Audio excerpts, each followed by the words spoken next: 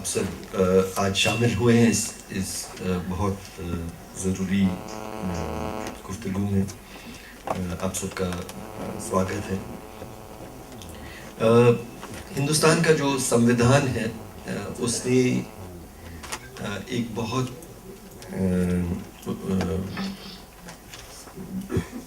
एक वादा किया था हिंदुस्तान के नागरिकों से कि हिंदुस्तान ऐसा देश होगा जहाँ पे कोई फ़र्क नहीं पड़ेगा कि आप इस भगवान को मानते हैं या उस अल्लाह को मानते हैं या किसी को नहीं मानते। आप इस ज़ुबान को बोलें या उस प्रांत के हों, आप इस जाति के हों, औरत हों या मर्द हों, आप बराबर के इंसान हैं, बराबर के नागरिक हैं, बराबर के हक रखते हैं। सरकार हर नागरिक को बराबर से इस देश में अपने ही यकीन के मुताबिक जीने का हर मौका देगा।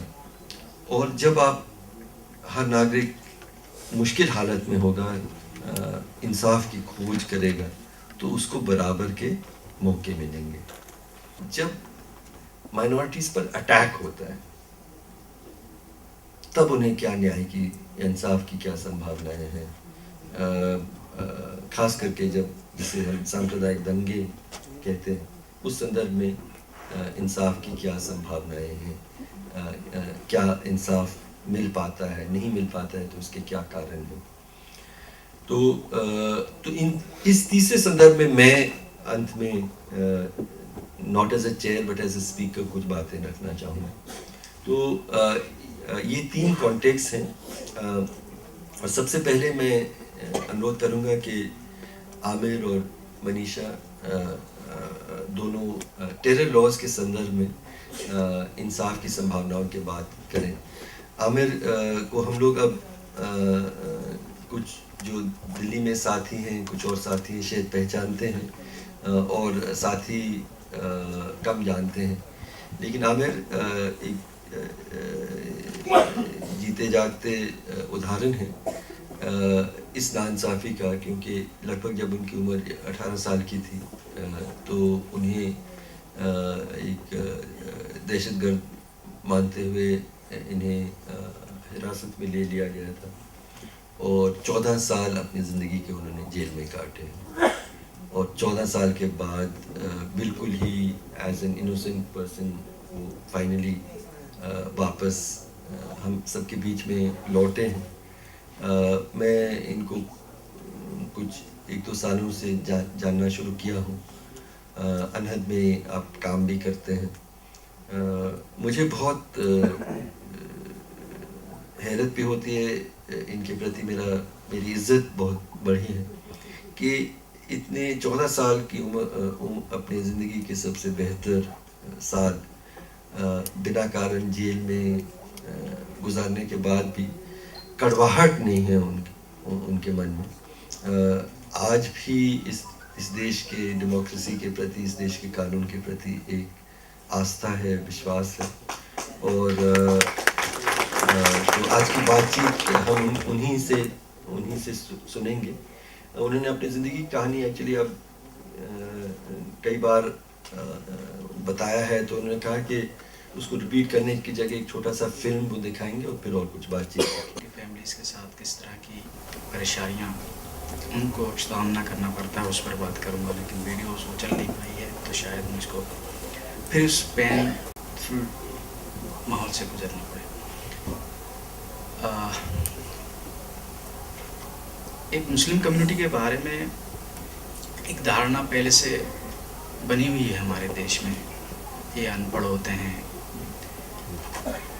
गरीब होते हैं, गंदे होते हैं, विश्वास के लायक नहीं होते हैं, तरह तरह के। लेकिन पिछले 20-25 सालों से एक नया तमगा हमारी कम्युनिटी को मिला है।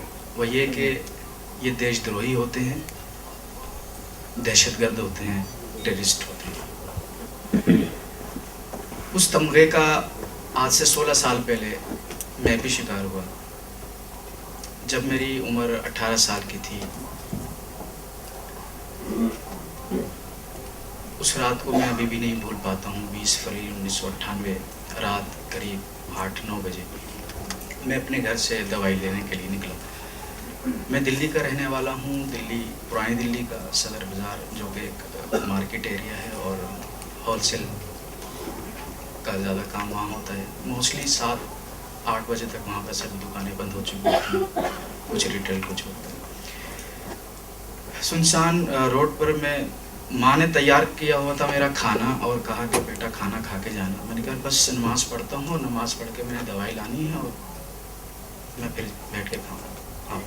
मुझको नहीं पता था कि 14 साल तक उनके साथ खाना नसीब नहीं होगा। बल्कि वो अब भी जो है ब्रेन हेमरेज और पैरालाइज होकर जो है बिस्तर पे जिंदा लाश की तरह है और उनके हाथ का खाना मुझे नसीब नहीं होगा। कि ये 18 साल का नौजवान दिल्ली और उसके आसपास 1996 और 97 में, यानी से जब मुझको किडनैप किया उससे 2 साल पहले जितने भी ब्लास्ट हुए हैं, लगभग 20-22 ब्लास्ट थे, 2 दर्जन के करीब, वो सभी ब्लास्ट इस लड़के ने किए। उस रात ने मेरी ज़िंदगी बदल दी। 14 साल मुझको अपनी सफाई देने में लगे, इस दरमियान दुनिया बदल गई। 2 साल मुझको जेल में हुए थे कि वालिद साहब का इंतकाल हो गया सदमे से। जो छोटा सा बिजनेस था वो ख़त्म हुआ, सोर्स ऑफ इनकम ख़त्म हुई। घर में एक वालदा थी, उन्होंने फिर इंसाफ का आलम बुलंद किया और 2010 में आते आते उनको ब्रेन हेमरेज हुआ। एक हद होती है इंतज़ार की, बर्दाश्त की। उन्होंने भी सोचा मेरा बेटा आएगा, माँ ने, लेकिन कब?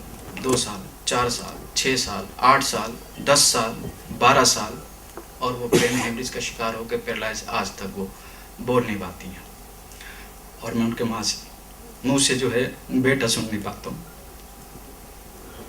पुलिस ने पकड़ा, प्रेस कॉन्फ्रेंस की जो चार्जशीट थी उसको बयान किया, वही है सही छप जाया करता था और सब सोसाइटी के लोग ये मान लिया करते थे कि 100% ठीक होगा। उसका असर उस पर, उसकी फैमिली, उसके केस पर, उसकी फैमिली पर पड़ता था। फैमिली यानी कि मेरी वालिद और वालदा साहबा का सोशली बाइकाट किया गया। लोग डरते थे, घबराते थे। कोई भूले भटके कोई रिश्तेदार अगर मेरे वालिदैन के पास आता था उस ज़माने में, तो पुलिस फ़ौरन पहुंचकर उनको थाने ले जाया करती थी और कह देती, तुम्हें पता है तुम किस फैमिली से मिल रहे हो? उनका बेटा जो है टेरर के केस में अंदर बंद है। तो ऐसे घर में कौन आना पसंद करेगा जिसको थाने देखने पड़े?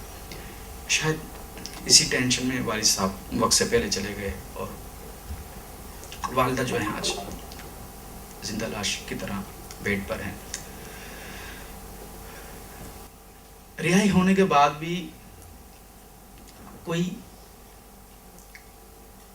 अच्छे हालात से सामना नहीं होता है, वो बात अलग है। मैं इस मामले में शुक्र करता हूँ खुदा का और सिविल सोसाइटीज़ का और मीडिया का कि उन्होंने मेरी नई ज़िंदगी को पटरी पर लाने के लिए काफ़ी सहारा दिया, हेल्प की।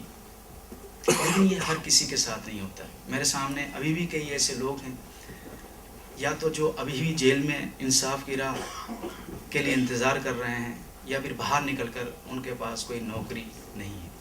ये काम तो गवर्नमेंट का था, जो केसेस इक्विटल होते हैं, जो ऐसे आरोपों से बाइज्जत बरी होकर निकलते हैं, गवर्नमेंट उसका हर्जाना भरे, उन पुलिस ऑफिसर्स को सज़ा दे और उनका रिहेबिलिटेशन। लेकिन इस तरह की कोई पॉलिसी नहीं है। एक जगह इसी मुद्दे पे बहस थी तो सिर्फ मैंने एक वहाँ बात शेयर की कि हमारी सेंट्रल गवर्नमेंट की एक पॉलिसी है जो कि बहुत पुरानी है और आज भी लागू है। कश्मीर, पंजाब, नॉर्थ ईस्ट, छत्तीसगढ़, झारखंड के जो टेररिस्ट होते हैं, आतंकवादी होते हैं, जो खुद कहते हैं हम हैं और वो हथियार डालते हैं, तो गवर्नमेंट उनको एक पॉलिसी के तहत रिहेबिलिटेट करती है। तो सवाल यहाँ पर ये पैदा होता है कि जो लोग सरकार के अंग के द्वारा यानी पुलिस के द्वारा इस तरह से इलीगल उठाए जाते हैं, टॉर्चर किए जाते हैं, फिर ट्रायल लंबे समय तक वो फेस करते हैं, और जब वो बरी होकर निकलते हैं कोर्ट की मोहर के साथ, उनके लिए कोई पॉलिसी क्यों नहीं है?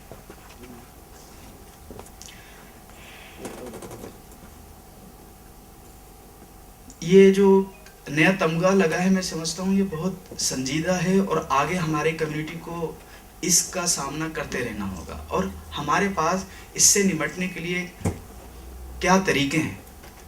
आप हिंदुस्तान के मुख्तलिफ स्टेट से आए हैं, मेरी राय है कि आप अपनी अपनी जगह कमेटियां बनाएं।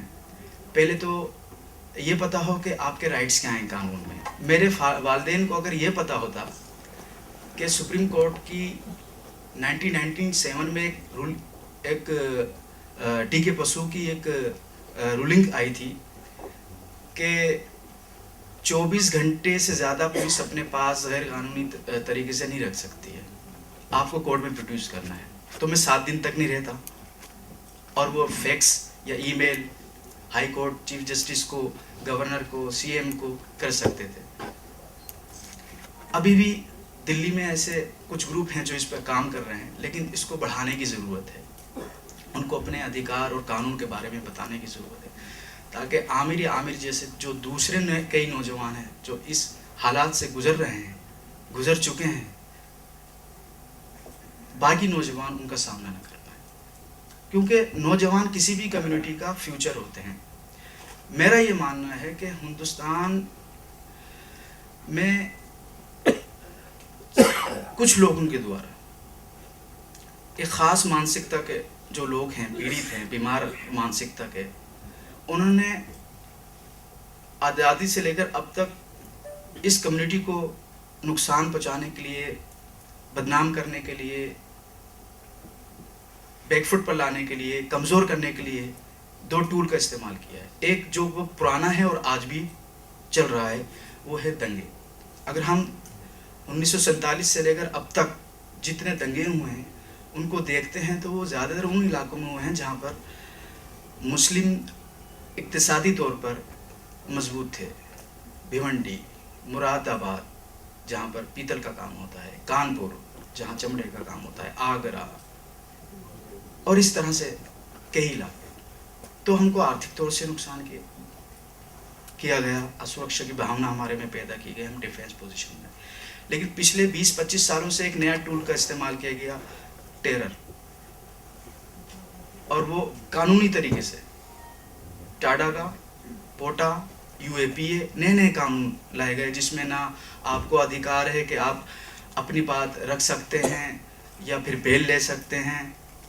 आपको सिर्फ इंतज़ार करना होगा कि अगर आपके ऊपर 121 से 122 सेक्शन लग जाती है आईपीसी की, एक्सप्लोजिव एक्ट लग जाता है, या पोटा या यूपीए लग जाता है, तो आपके 5-6 साल पक्के हैं। 5-6 साल, 8 साल के बाद आपसे पूछा जाएगा, हाँ अब बताइए, आप अपनी सफाई दीजिए। उससे पहले आपके लिए कोई सुनवाई नहीं है, कोई बेल नहीं है, कोई इंटरिम बेल नहीं है। मुझको एक वाक़या याद आ रहा है, मैं जब जेल में था 2011 में, तो किस्मत से कभी कभार हमको अखबार मिल जाया करता था। अखबार में पढ़ा 1979 में 1989 में डिस्ट्रिक्ट मेरठ के पास हाशिमपुरा मलियाना का केस हुआ था, जिसमें 42 नौजवानों को पीएससी ने कत्ल किया था, फर्जी इनकाउंटर। अखबार में लिखा था कि वो आज भी ट्रायल पर है, 30-32 साल मेरे ख्याल से हो चुके हैं उसको। यानी कि विक्टिम्स को अभी तक इंसाफ नहीं मिला है, वो एक पहलू है। लेकिन हैरान करने वाली बात ये थी कि उसमें जितने एक्यूज थे उस सब के सब बेल पर थे,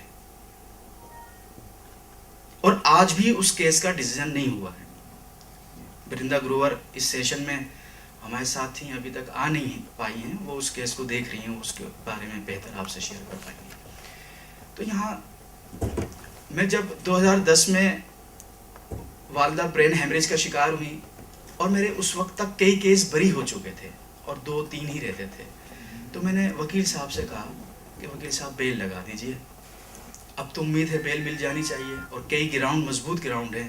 पहला ग्राउंड है कि मेरी कस्टडी 12 साल हो चुकी है। 2010 में 12 साल हो गए थे मुझको कंटिन्यू।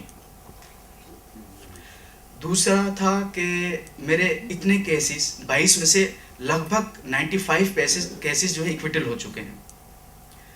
तीसरा था मेरी मदर के डॉक्यूमेंट्स जो कि मेडिकल सर्टिफिकेट्स थे। और चौथा और बहुत ही इम्पोर्टेंट था, मैं मेरिट पे बात कर रहा था फाइल पर, उस केस में जिसमें मैं बेल मांग रहा था, कि उसमें 15 टोटल 32 विटनेसेस थे, जिसमें से 15 हो पाए थे।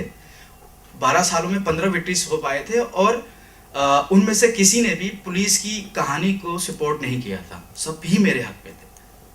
और कॉन्स्टिट्यूशन 21 में ये राइट है कि आपको जीने का अधिकार है, उसका भी हवाला देगा। मुझे बहुत उम्मीद थी कि मुझको बेल मिल जाएगी। सुनवाई आई, वकील साहब झिझक रहे थे क्योंकि वो इन चीज़ों को समझते थे कि मुश्किल है, लेकिन मैं बहुत पुरुम्मीद था। उस पर आर्गुमेंट हुई और 3 दिन के बाद तारीख दी गई डिसीजन की। और वो डिसीजन ये था कि उनका कि बेल रिजेक्ट कर दी गई। और उसमें सिर्फ एक लाइन थी जिस बेस पर रिजेक्ट की गई थी कि केस बहुत सेंसिटिव है, इसमें 2 मर्डर हुए हैं, 18 इंजर्ड हुए हैं, केस बहुत सेंसिटिव है, और कुछ नहीं। बहुत दुख हुआ, लेकिन सब्र किया। सब्र के अलावा कुछ नहीं होता है एक बंदी के पास।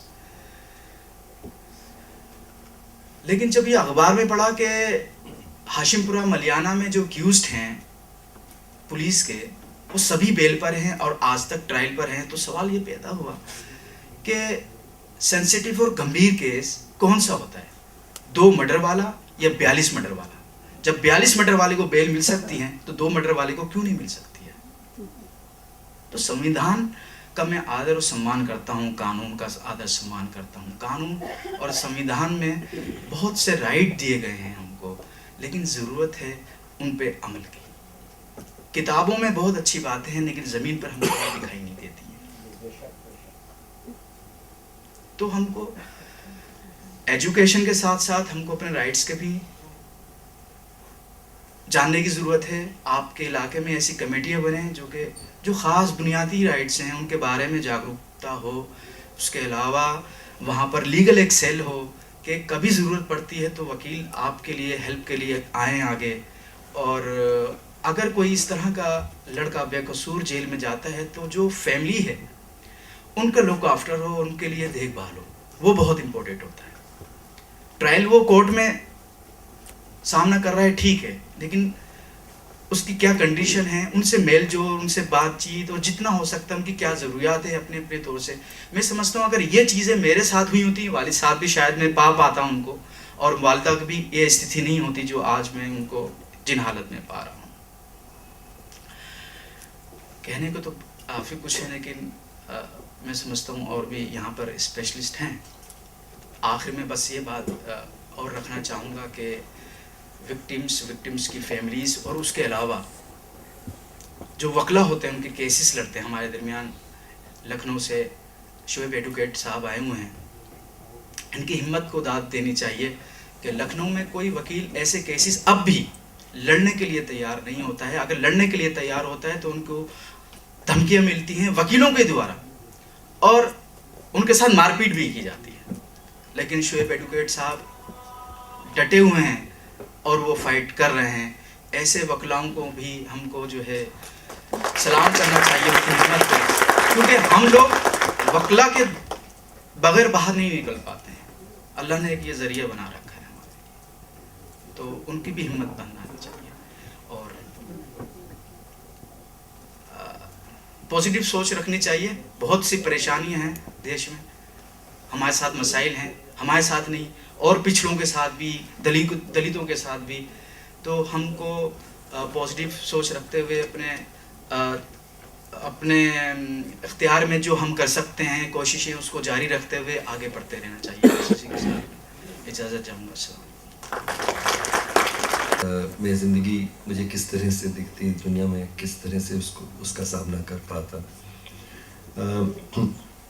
हमारे ऑडियंस में शाहिद आज़मी के भाई खालिद भी हैं, उनकी बात भी हम सुनेंगे और मोहम्मद शोएब की भी बात सुनेंगे। लेकिन उससे पहले मेरे एक साथी हैं मनीषा सेठी, जो मानवाधिकारों के इंसाफ के लिए एक बहुत एक महत्वपूर्ण आवाज़ बनी है।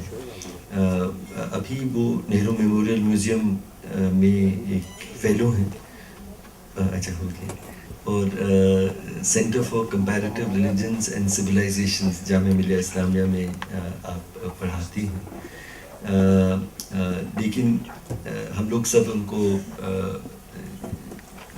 उस हैसियत से जानते हैं कि ख़ास करके टेरर लॉज में जो नाइंसाफ़ी हुई है उसके खिलाफ आपकी आवाज़ बहुत बुलंद रही है। हम आपकी बात सुनते हैं। तो नवेद साहब, मोमिन और बाकी सब ऑर्गेनाइजर्स को बहुत मुबारकबाद ये प्रोग्राम आज ऑर्गेनाइज करने के लिए। मैं अपनी बात जो हर्ष साहब और आमिर ने जो बातें कुछ रखी हैं वहीं से उनको आगे लेकर के जाना चाहूँगी। खालिद आज़मी यहाँ हैं। पिछले हफ्ते ही शाहिद की शहादत के 5 साल पूरे हुए और आज उनको याद करना बहुत ज़रूरी है। आज हरदम याद करना उनको बहुत ज़रूरी है, क्योंकि जो इंसाफ की लड़ाई शाहिद लड़ रहे थे वो बहुत ही ज़्यादा इंस्पायरिंग और हम कई लोगों को बहुत ज़्यादा इंस्पायर करती है और लड़ने का जज्बा बनाए रखती है हमारे में। कुछ बातें हैं जो अभी इससे पहले बोली गई कि टेरर लॉज के सिलसिले में ख़ास करके आमिर ने एक बात बोली कि लॉ है लेकिन उसका पालन ठीक तरह से नहीं हो रहा है। मुझे लगता है जब हम टेररिज्म और एंटी टेरर लॉज की बात करते हैं, दरअसल हम लोगों को लॉ को इंटरोगेट, लॉ को क्वेश्चन करने की ज़रूरत है कि लॉ जिस तरह का हमारा बना हुआ है वो किस तरह का लॉ है। हर्ष जी ने एक बात बोली थी अभी कि माया कोडनानी के जो हिंसा है उसको हम आतंकवादी हिंसा नहीं देखते हैं, लेकिन कुछ और ख़ास किस्म की हिंसा है जो कुछ ख़ास किस्म के वर्ग या लोग करें तब उसको हम आतंकवादी लेबल करते हैं, लेकिन बाकी हिंसा को हम नहीं करते हैं। तो दरअसल अगर हम लॉ को देखें, जो अभी हमारा एंटी टेरर कानून है, अनलॉफुल एक्टिविटीज़ प्रिवेंशन एक्ट, आप लोग जानते हैं इससे पहले टाडा था, उससे बाद पोटा आया। टाडा के वक्त भी मानवाधिकार संगठनों ने तमाम बड़े डॉक्यूमेंटेशन किया और संघर्ष चलाया और ये पाया गया था उस वक्त कि भी टाडा का इस्तेमाल जो है वो ज़्यादातर या तो माइनॉरिटीज़ के ख़िलाफ़ हो रहा है या फिर ऐसे लोगों के ख़िलाफ़ हो रहा है जो कोई आंदोलन में उतरे हुए हैं सरकार के ख़िलाफ़। तो ये लगातार चल रहा था और इनफैक्ट अगर हम देखें तो टाडा में 76,000 के करीब लोगों को जेलों में बंद किया गया था, जिसमें 1% से भी कम कन्विक्शन था। तो ज़्यादातर लोगों को एक समय तक जेल में रखने के बाद छोड़ दिया गया, उनके ऊपर उनका कन्विक्शन नहीं हो पाया। तो उसी तरह से पोटा आया। आप लोग जानते होंगे कि पोटा के जब बहस हो रही थी संसद में, तो उसके खिलाफ एक कंसेंसस नहीं था उस वक्त। 2001 की बात करें, 2001 की बात हो रही है, ये एनडीए की सरकार थी, पोटा कानून लाने की बात हो रही थी। तो उस वक्त भी कई सारे जो लोग उसको अपोज कर रहे थे उनका कहना था कि ये जो मर्ज से भी खतरनाक ये दवाई है अगर इस तरह का कानून, क्योंकि बार बार ये बात आती है कि दहशतगर्दी का मुकाबला हम कैसे करें, हमें सख्त कानून चाहिए। हालांकि दुनिया भर में ऐसी कोई स्टडी नहीं है जो कि ये दर्शाती हो कि सख्त कानून से दहशतगर्द या दहशतगर्दी खत्म हो सकती है। उसका इस्तेमाल हर जगह एक खास कम्युनिटीज़ को टारगेट करने के लिए, उनको सस्पेक्ट बनाने के लिए किया जाता है। हर मुसलमान जो है वो सस्पेक्ट है। खाली मदरसे में जाने वाला, ऊंची सलवार पहनने वाला ही आतंकवादी नहीं हो सकता, अंग्रेजी पढ़ा लिखा यूनिवर्सिटी जाने वाला भी हो सकता है। तो जो सस्पेशन का जो दायरा है वो लगातार, एक तो कानून के जरिए, अब कानून में ही देखिए यूएपीए क्या कहता है, जो बात हर्ष जी ने शुरू में बोली कि कौन आतंकवादी है। यूएपीए कहता है कि सरकार ये तय करेगी, एग्जीक्यूटिव जो है वो तय करेगा कि आतंकवादी संगठन या आतंकवादी गतिविधि क्या है। तो माने सरकार को नहीं लगता कि जो वीएचपी करती है वो आतंकवादी है, इसलिए वो आतंकवादी नहीं है। सरकार को लगता है कि जो सिमी करती है वो आतंकवादी घटना है, या सिमी जो है वो आतंकवादी संगठन है। तो ये जो पूरा का पूरा आइडियोलॉजी, मतलब आप जो कानून है उसको आप एग्जीक्यूटिव या जो सरकार की जो आइडियोलॉजिकल सोच है उसके ऊपर छोड़ देते हैं कि वो तय करे कि आतंकवादी या आतंकवाद क्या होता है या क्या नहीं होता है। एक और चीज मैं बोलना चाहूंगी बात खत्म करने से पहले। कई सारे FIRs में हम पाते हैं कि उसमें लिखा रहता है कि ये जो अक्यूज्ड हैं इन लोगों के से हम लोगों को या तो लिटरेचर की रिकवरी है या फिर हमें CD मिली है या हमें इनके कंप्यूटर जब्ती करके पता चला है कि इनके पास 2002 के दंगों की वीडियोस थी। और लगातार एक नैरेटिव हम देख रहे हैं, चाहे वो इन FIRs में हो चाहे वो कमेंट्रीज में हो, लेकिन एक किस्म का नैरेटिव बन गया है कि 2002 के दंगों में एक पूरी जनरेशन है मुसलमानों की जो रेडिकलाइज होगी। अभी रेडिकलाइज शब्द एक अलग इस पे बहस करनी चाहिए कि रेडिकलाइज होने का क्या मतलब होता है, लेकिन ये एक कॉमन सेंस सा बन गया है कि 2002 के दंगों के बाद एक जनरेशन जो है वो रेडिकलाइज हो गई और आतंकवाद की तरफ उसका अट्रैक्शन बढ़ गया। मुझे ध्यान नहीं, अभी परसों शायद कोई RAW के चीफ ने बोला है कि ये जो ISIS का जो अट्रैक्शन है ये बहुत फालतू हाइपरबोल है, इसमें कोई दम नहीं है, कोई मुसलमान अट्रैक्ट नहीं हो रहे हैं ISIS की तरफ। लेकिन ये जो पूरा एक नैरेटिव बन गया है कि पहले तो आप दंगों में एक खास कम्युनिटी को टारगेट कीजिए, फिर उनके उनका जो विक्टिमाइजेशन है उसको एज अ प्रूफ इस्तेमाल कीजिए बोल के कि ये जो है इसके चलते ये रेडिकलाइज हो रहे हैं और आतंकवादी हैं। तो माने जो पहले ही लुटा हुआ है, जो पहले ही दबाया हुआ है, उसको आप और उसको एविडेंस इस्तेमाल कर रहे हैं बोलने के लिए कि ये सस्पेक्ट है। तो बात सिर्फ इतनी है, मैं इसके बाद अपनी बात खत्म करती हूँ। बात सिर्फ इतनी है कि हमें जो लॉ है, बायस तो है, माया जी बोलेंगी पुलिस के बायस के बारे में भी, बायस है, पुलिस इन्वेस्टिगेशन में बायस है, सबको पता है। लेकिन लॉ जिस तरह से काम करता है, लॉ जिस तरह का बना हुआ है और कोर्ट रूम्स में क्या हो रहा है, ये हम लोगों को थोड़ा नजर रखने की जरूरत है इस पे।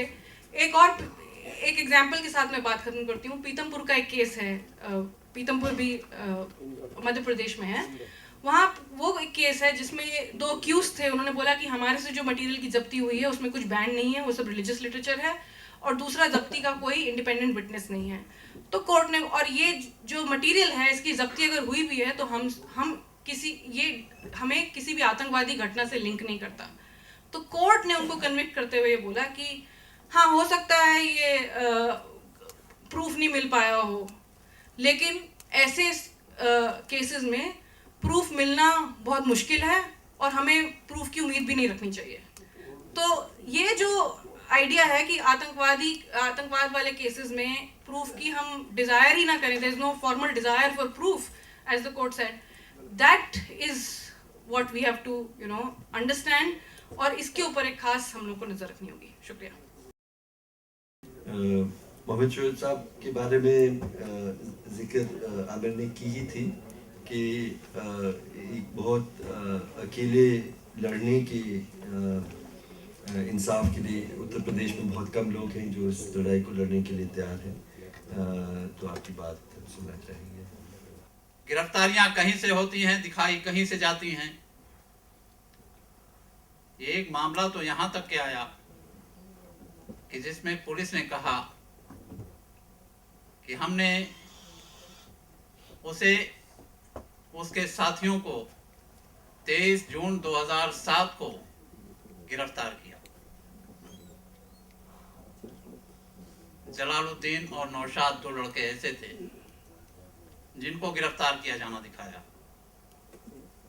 और कहा गया कि बंगाल के 3 लड़के ऐसे थे जो इनके साथ आए थे, और इनके पकड़े जाने के बाद में टीवी में खबरें देख करके वो वापस चले गए कि वो भी पकड़ ना लिए जाएं। उसमें एक अजीजुर रहमान सरदार है।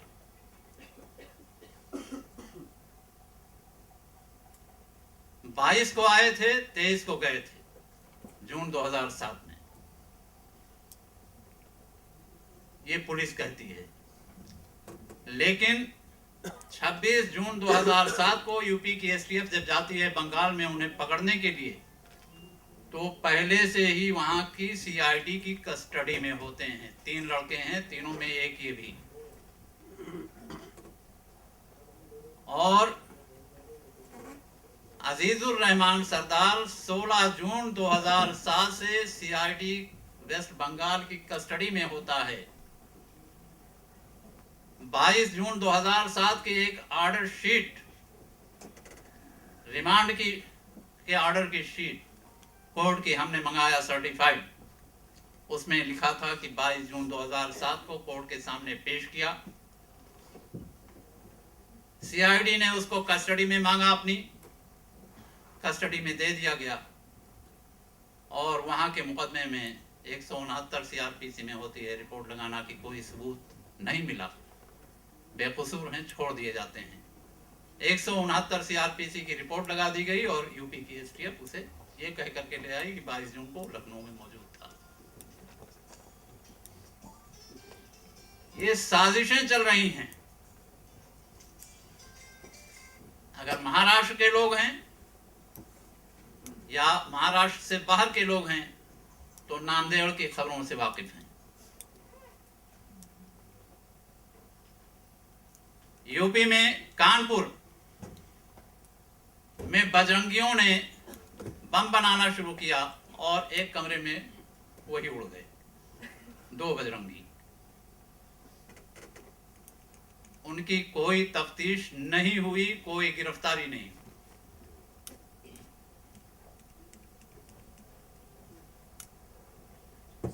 करते हैं कौन? पुलिस के लोग संघ की मदद से, और पकड़े जाते हैं मुसलमान नौजवान बेगुनाह। कचहरी ब्लास्ट के मामले में तारिक कासमी आजमगढ़ के हैं। 12 दिसंबर 2007 को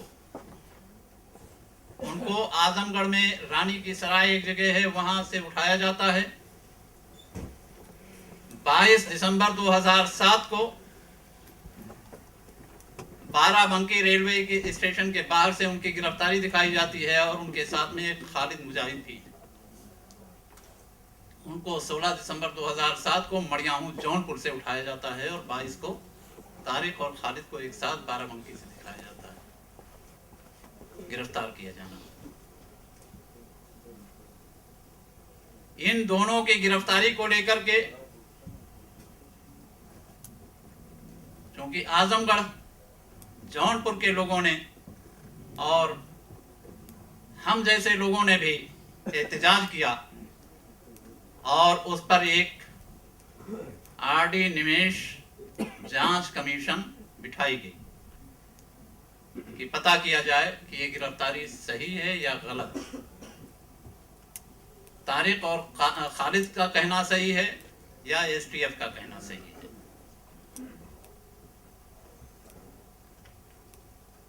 उसमें भी मैं तारिक और खालिद की तरफ से कमीशन में था। जिस दिन मुझे जिरा करना थी, डीजीपी विक्रम सिंह यूपी के थे, उनसे वो अपने साथ हाई कोर्ट के एक जज के भाई को लेकर के आए थे, बीएम सहाय, विष्णु सहाय के भाई।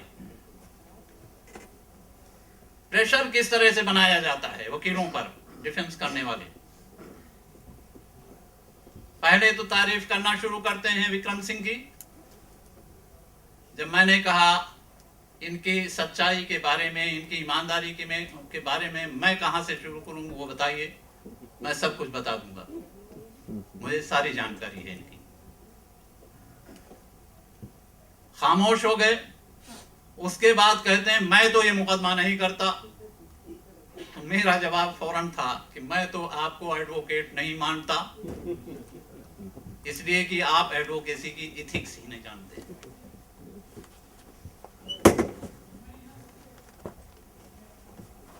और अगर ये जानते हुए कह रहे हैं तो फिर मैं आपको इस देश का नागरिक नहीं मानता, क्योंकि आपको इस देश की संविधान और कानून में आस्था ही नहीं है।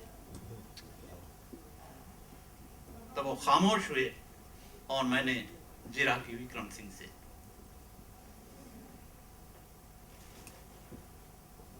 लखनऊ कचहरी में, बाराबंकी कचहरी में, फैजाबाद कचहरी में लगातार मेरे ऊपर हमले हुए। हमारे नूर मोहम्मद साहब भी आए हुए हैं, उन पर भी हमले हुए। महाराष्ट्र में इस्माइल जलागीर पर हमले हुए। शाहिद आजमी का कत्ल हुआ और कर्नाटक में भी एक वकील का कत्ल हुआ। मैं बहुत साफ तरीके से आपको बताना चाहता हूं कि ये IEM जो ऑर्गेनाइजेशन बताया जा रहा है वो ना सिमी चला रही है, ना कोई मुसलमान चला रहा है, बल्कि IB और रा के लोग चला रहे हैं। IB के लोग जज्बाती मुसलमान नौजवानों को बहुत आसानी से अपनी ट्रैप में ले लेते हैं। पहले उनसे कुछ काम लेते हैं, उनके साथ में नए नए लोगों को फंसाया जाता है। एक नाम आप लोगों को मालूम होगा, यासीन भटकल। यासीन भटकल की गिरफ्तारी कब होती है? जब पूरे मुल्क में के कोने कोने से तमाम मुसलमान नौजवान पकड़ दिए जाते हैं, उसके बाद में यासीन भटकल गिरफ्तार किया जाता है। इस साजिश है। एक और छोटा सा वाकया बता करके खत्म कर देगा। हमारे यहाँ यूपी में प्रतापगढ़ है। प्रतापगढ़ के एक नौजवान के पास खत आता है, शौकत अली नाम है उसका, उर्दू में खत होता है। आपको लश्कर तोयबा का एरिया कमांडर बना दिया गया है। आपकी अहलिया को खातून विंग की जिम्मेदारी दे दी गई है। आपके स्कूल में सामान रख दिया गया है, काम शुरू कर दीजिए। वो खत मैं आज लाया नहीं, मैं दिखाता भी, उसकी फोटोकॉपी है मेरे पास। मैं यूं हवा में बात नहीं करता। अक्लमंद था वो शौकत अली नौजवान। उसने DM और SP को दरख्वास्त दी कि ये खत आया है, इसकी जांच कर ली जाए। 2009 की वो थी दरख्वास्त। 2012 तक कोई जांच नहीं हुई और ATS वालों ने 2012 में उसे अपना शिकार बनाने की कोशिश की।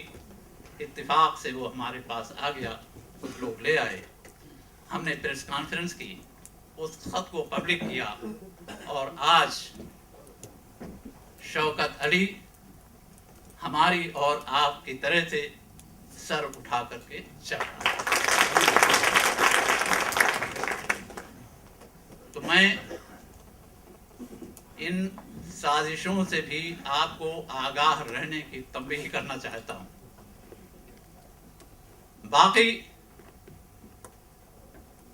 हमारे यहाँ यूपी में तो जब से हमने ये शुरू किया है, नए मुकदमे नहीं कायम हुए हैं। थोड़ा कमी आई थी तो अभी पिछले साल 2014 में एक फर्जी वाकया दिखा रहे हैं बिजनौर जिले में। वो भी फर्जी ही है, मैं अच्छी तरह से जानता हूँ, लेकिन उसमें कई गिरफ्तारियां इधर उधर से की गई हैं और गिरफ्तारियां करने की कोशिश हो रही है। उस मामले को भी हमने उठाया है और अल्लाह ने चाहा तो यूपी में तो कम से कम कोई नया मुकदमा नहीं कायम हो पाएगा। बाकी जिम्मेदारी आप लोग लें।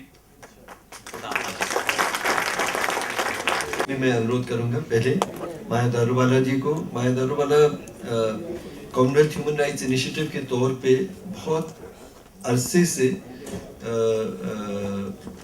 मानवाधिकार, लेकिन साथ साथ जो पुलिस में जो सुधार होना चाहिए उसके बारे में पहल करती आ रही हैं। Good morning ladies and gentleman. पहले तो मैं माफ़ी मांगूंगी दो चार चीज़ें के लिए। एक तो I speak in very broken English, also in very broken Hindi. तो आपको इसमें कैसे आप समझेंगे वो मेरे ऊपर नहीं है। जितना मेरी काबिलियत है वैसे ही मैं करूँगी। एक तो वो बात हुई।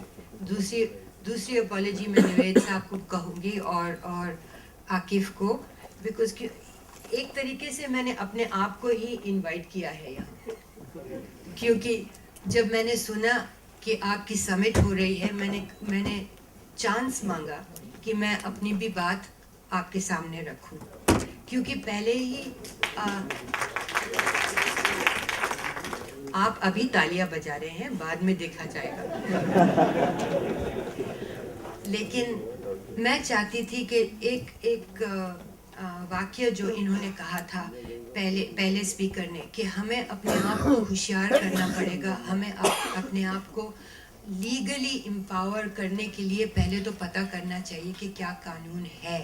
और आपने देखा है कि कानून में कितनी अब्यूज़ होती है, कितना साजिश होता है, कितनी आपको एक कलंकित कम्युनिटी बना के फिर आपके साथ कुछ भी हो सकता है। और ये हम चाहते हैं, हम मुसलमान नहीं हैं, हम हिंदू भी नहीं हैं वैसे, लेकिन हम नागरिक होते हुए चाहते हैं कि ये सारी जो नाइंसाफ़ियाँ हैं वो बंद हो। तब तक हम अपने आप को कैसे अपना सिर उठा के इस देश को कैसे बाहर या अपने आप में ही बुलंद करें, जबकि कि ये सब चीज़ें हो रही हैं रोज़ के तौर पे। अब साहब ने कहा कि साजिशें हो रही हैं। अब ये देखिएगा, मैंने निकाला है रिपोर्ट, ये रिपोर्ट है जो 3 DGPs ने बनाई है, लेकिन सुना है और I don't want to say that this is absolutely the truth and I'm quoting properly because this is not a public report. So I have read it only from the newspapers. I just want to say that. लेकिन 3 states के DGP ने UP, Maharashtra और तमिलनाडु सर्वे करते हुए कहा है कि मुस्लिम देखते हैं, मुस्लिम पुलिस को देखती है as a communally biased, insensitive, corrupt, uninformed and unprofessional. ये है आपकी नजरिया पुलिस की तरफ। पुलिस की तरफ आपकी और नजरिया तो आपने सुना ही है। तो एक चीज डेफिनेट है, जैसे कि औरतों के खिलाफ एक बायस है, हम अंग्रेजी में कहते हैं इंस्टीट्यूशनल बायस, इतना हैवी बायस कि पूरी इंस्टीट्यूशनल इससे कलर है, और वो मुस्लिम की ओर भी है। ये हमने नहीं कही है, DGP साहब ने कही है। पता नहीं उन्होंने पब्लिक में ये रिपोर्ट क्यों नहीं डाली है, बिकॉज सुधार करने के लिए पहले हमको मानना पड़ेगा कि कोई नुक्स है। जब आप नुक्स मानने को तैयार नहीं है तब सुधार कैसे हो। दूसरी चीज हम इंस्टीट्यूशनल बायस कैसे देखते हैं। हम ऐसे देखते हैं, देखने से कि कितने लोग हैं हम आपके कौम के इस पुलिस में। The data is not correct, the data is not been properly analysed, लेकिन लगता है कि तकरीबन 8% मुस्लिम है पुलिस में। अब मुस्लिम की तादाद in the public is about 15-16%। आप मायूस न हो, क्योंकि औरतों की तादाद और भी कम है, तो 5% है पुलिस में। तो आप इतने प्रेजुडिस नहीं है जितने कि हमारी और प्रेजुडिस है। अब फिर मुस्लिम की क्या राय है जब वो देखते हैं पुलिस की ओर कि क्या पुलिस मदद करती है। Over 51% of Muslims say that they would never go to the police, that they cannot expect to be helped by the police. इसका आप मुझे पूछिए इसका फायदा क्या है। फायदा केवल ये हुआ है कि जैसे कि एक बहुत स्टिल पानी होता है जहाँ की कुछ नहीं हो रहा है, उसमें आप एक पत्थर डालिए तो कहीं ना कहीं लहर होती है। लहर आके कहाँ टकराती है वो हमें पता नहीं है अब तक। लेकिन अभी मैं ये काम 15 साल से कर रही हूँ, 15-20 साल से कर रही हूँ, और मैंने देखा है कि पहले तो कोई सुनता नहीं था, किसी को पता नहीं था कि ये निचोड़ क्या है, कैसे पुलिस का सुधार हो सकता है, कोई उम्मीद नहीं थी। अभी पब्लिक भी बात कर रही है, पुलिस भी बात कर रही है, और आप देख रहे हैं कि जो पहले होया करता था वो अभी पब्लिक की टॉलरेंस बहुत कम हो गई है।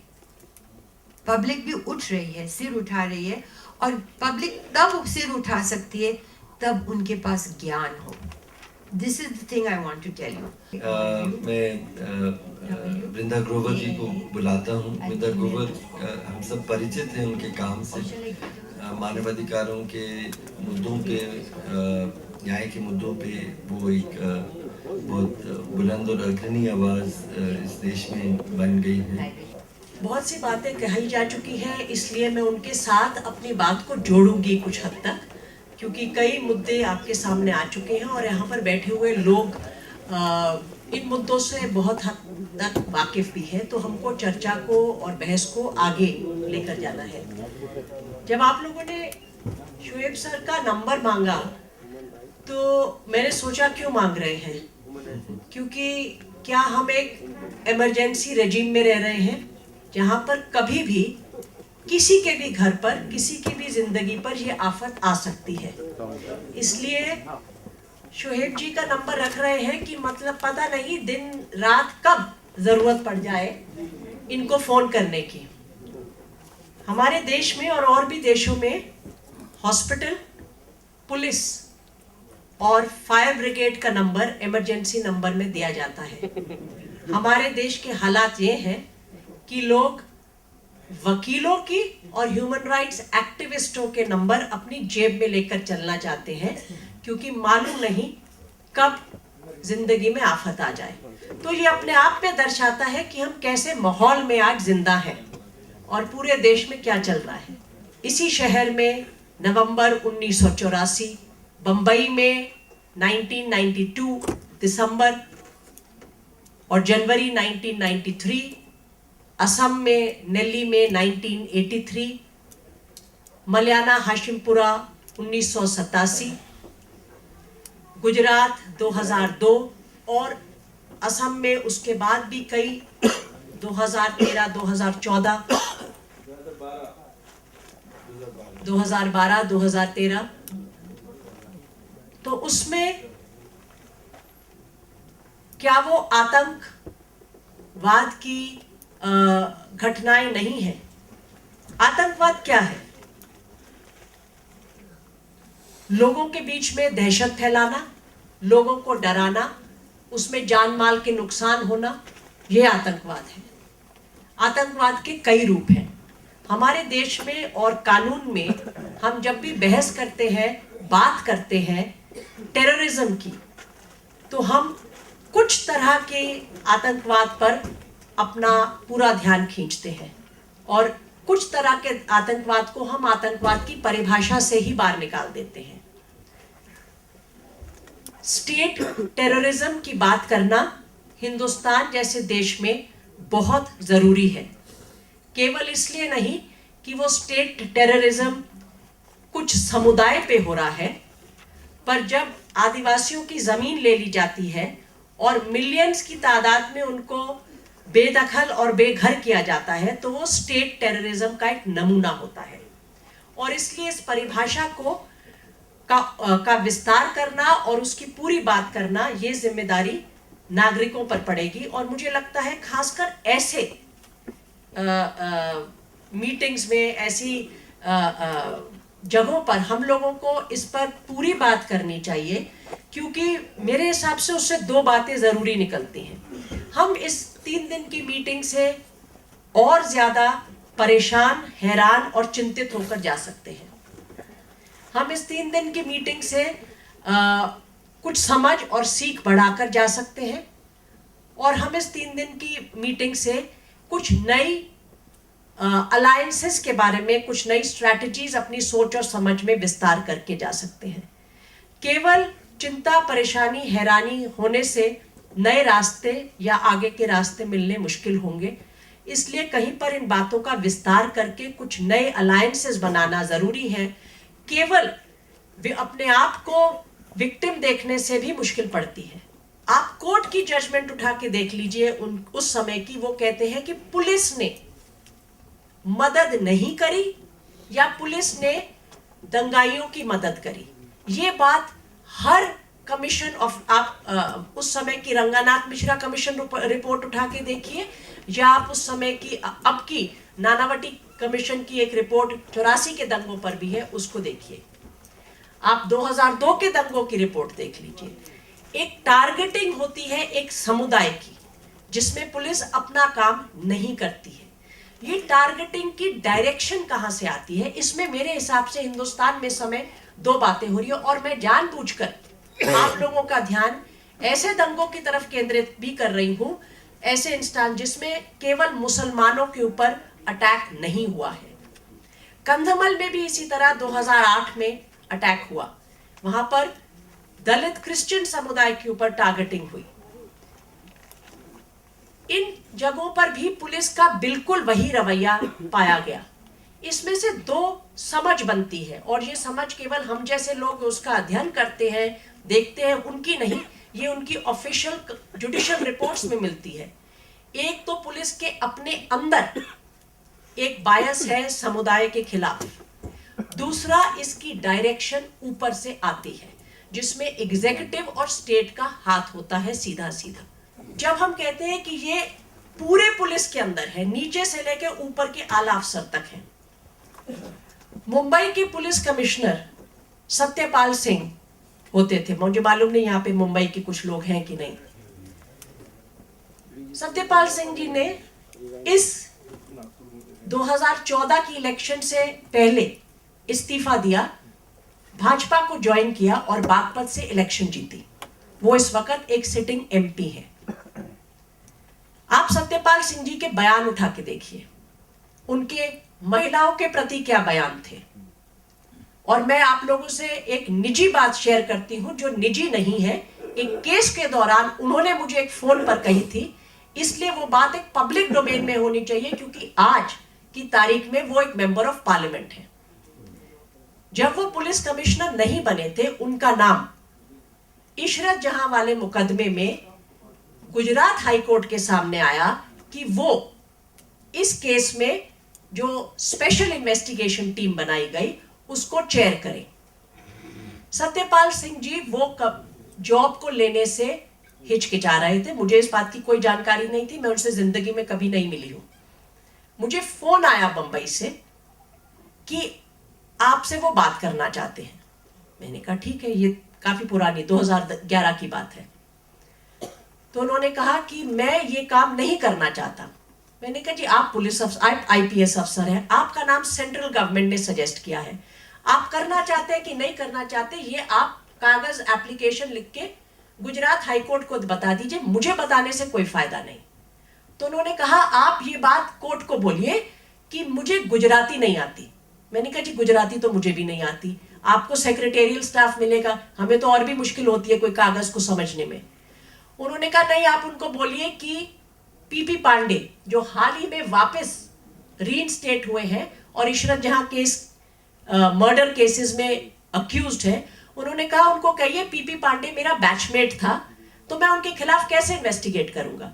मैंने कहा जी आपके तो पुलिस वाले बहुत सारे बैचमेट होंगे, अब ये तो बड़ी मुश्किल पड़ जाएगी, अगर 10-12 अक्यूज्ड हैं तो हम कहां से पुलिस वाला लाएंगे।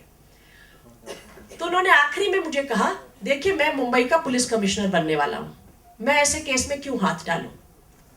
मैंने कहा जी मेरे हिसाब से तो आपको कभी कहीं का पुलिस कमिश्नर नहीं बनाना चाहिए। अगर आपकी ये रवैया है केस में इन्वेस्टिगेट करने के लिए और कोर्ट के ऑर्डर से, और उन्होंने इवेंचुअली अपना एक वकील वहां खड़ा किया, उस वकील ने कोर्ट में कहा कि पीपी पांडे उनके बैचमेट है और उन्हें गुजराती नहीं आती। कोर्ट बहुत चिड़ी इस एप्लीकेशन से, पर उन्होंने कहा हम क्यों इस केस की इन्वेस्टिगेशन ऐसे पुलिस अफसर के हाथ में दें जो पहले ही इतना रिलक्टेंट है, और उन्होंने उनको केस में नहीं लाया गया। एक ऐसा पुलिस अफसर जिसके ऊपर 4 मर्डर करने का मुकदमा चल रहा है, हाँ उनको अभी गिल्टी नहीं इस्टेब्लिश किया गया क्योंकि उसकी प्रक्रिया चालू नहीं हो रही, उनको वापस ले लिया जाता है। कौन गवाही देगा उन केस में। उस केस में जब एक एनकाउंटर होता है तो वो कोई खुलेआम यहाँ पर खान मार्केट में जाके कोई एनकाउंटर नहीं करता है। ये ऐसी जगहों पे सुबह में होते हैं 4-5 बजे, 3-4 बजे, जहां पर कोई होता नहीं हाईवे पे। वहां कौन गवाह है? बाकी पुलिस अफसर। अगर आप सीनियर पुलिस ऑफिसर जो उसमें अक्यूज्ड है उसको वापस उसके पद पर ले आएंगे और खूब उनको वेलकम करेंगे, तो जो उसके जूनियर पुलिस अफसर हैं क्या वो गवाही देंगे कि हाँ ये हमारे सामने ऐसा होगा या ऐसा हुआ था?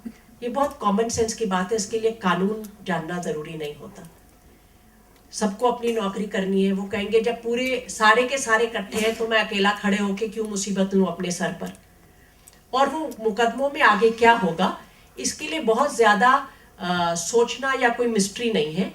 वो हमारे सामने उधड़ रहे हैं और हम उनका उधड़ना देख रहे हैं। 1990 के आसपास, मुझे सन ठीक से याद नहीं है, ग्राहम स्टेन्स जो एक क्रिश्चियन पास्टर थे और उनके 2 बेटे, उनको मनोहरपुर गांव की एक जीप में जला दिया गया था, ये कहकर कि वो कन्वर्जन्स करते हैं। कन्वर्जन्स की कहानी आजकल तो खैर बिल्कुल चर्चित है, क्योंकि जिन लोगों के हाथ में सत्ता आई है वो लोग खुद इस बात को सामने रख रहे हैं। ग्राहम स्टेन्स के मुकदमे में और एक इंक्वायरी भी बैठी थी, उस सब पे बहुत छानबीन हुई। दारा सिंह नाम के एक आदमी को उसमें गिल्टी ठहराया गया। दारा सिंह का बजरंग दल से बहुत करीब का रिश्ता था। मैं उस कमीशन ऑफ इंक्वायरी को असिस्ट कर रही थी, इसलिए मैंने उसके डॉक्यूमेंट्स देखे थे। खैर, जो जज साहब उस कमीशन को लीड कर रहे थे उन्होंने उसका कोई लिंकेज किसी ऑर्गेनाइजेशन से नहीं रखा और उसको एक इंडिविजुअल क्राइम के रूप में पेश किया। सुप्रीम कोर्ट में जब वो मामला आया दारा सिंह की सेंटेंसिंग का, तो पूर्व मुख्य न्यायाधीश सुप्रीम कोर्ट के श्री सदाशिवम ने वो जजमेंट लिखी, जिसमें उन्होंने कहा कि इसमें इस तरह का जो क्राइम हुआ है, जलाने का, जिंदा जला देने का, अभी हाल ही में आईसिस ने किसी को जिंदा जलाया था, तो सबने कहा कि ये सबसे क्रूर हत्या है। हमारे देश में जिंदा जला देने की, औरतों को जिंदा जला देने की और लोगों को जिंदा जला देने की बहुत लंबी चौड़ी प्रथा है। उन्होंने कहा ये जो जलाया गया इसके पीछे थोड़ा कन्वर्जन्स का कारण था। इसमें 2 बातें निकलती हैं। एक तो आपने एक हत्याओं को जस्टिफाई कर दिया जजमेंट में, उसके बाद ऑब्जेक्शन ली गई और उनको वो रिमार्क्स हटाने पड़े जजमेंट में से।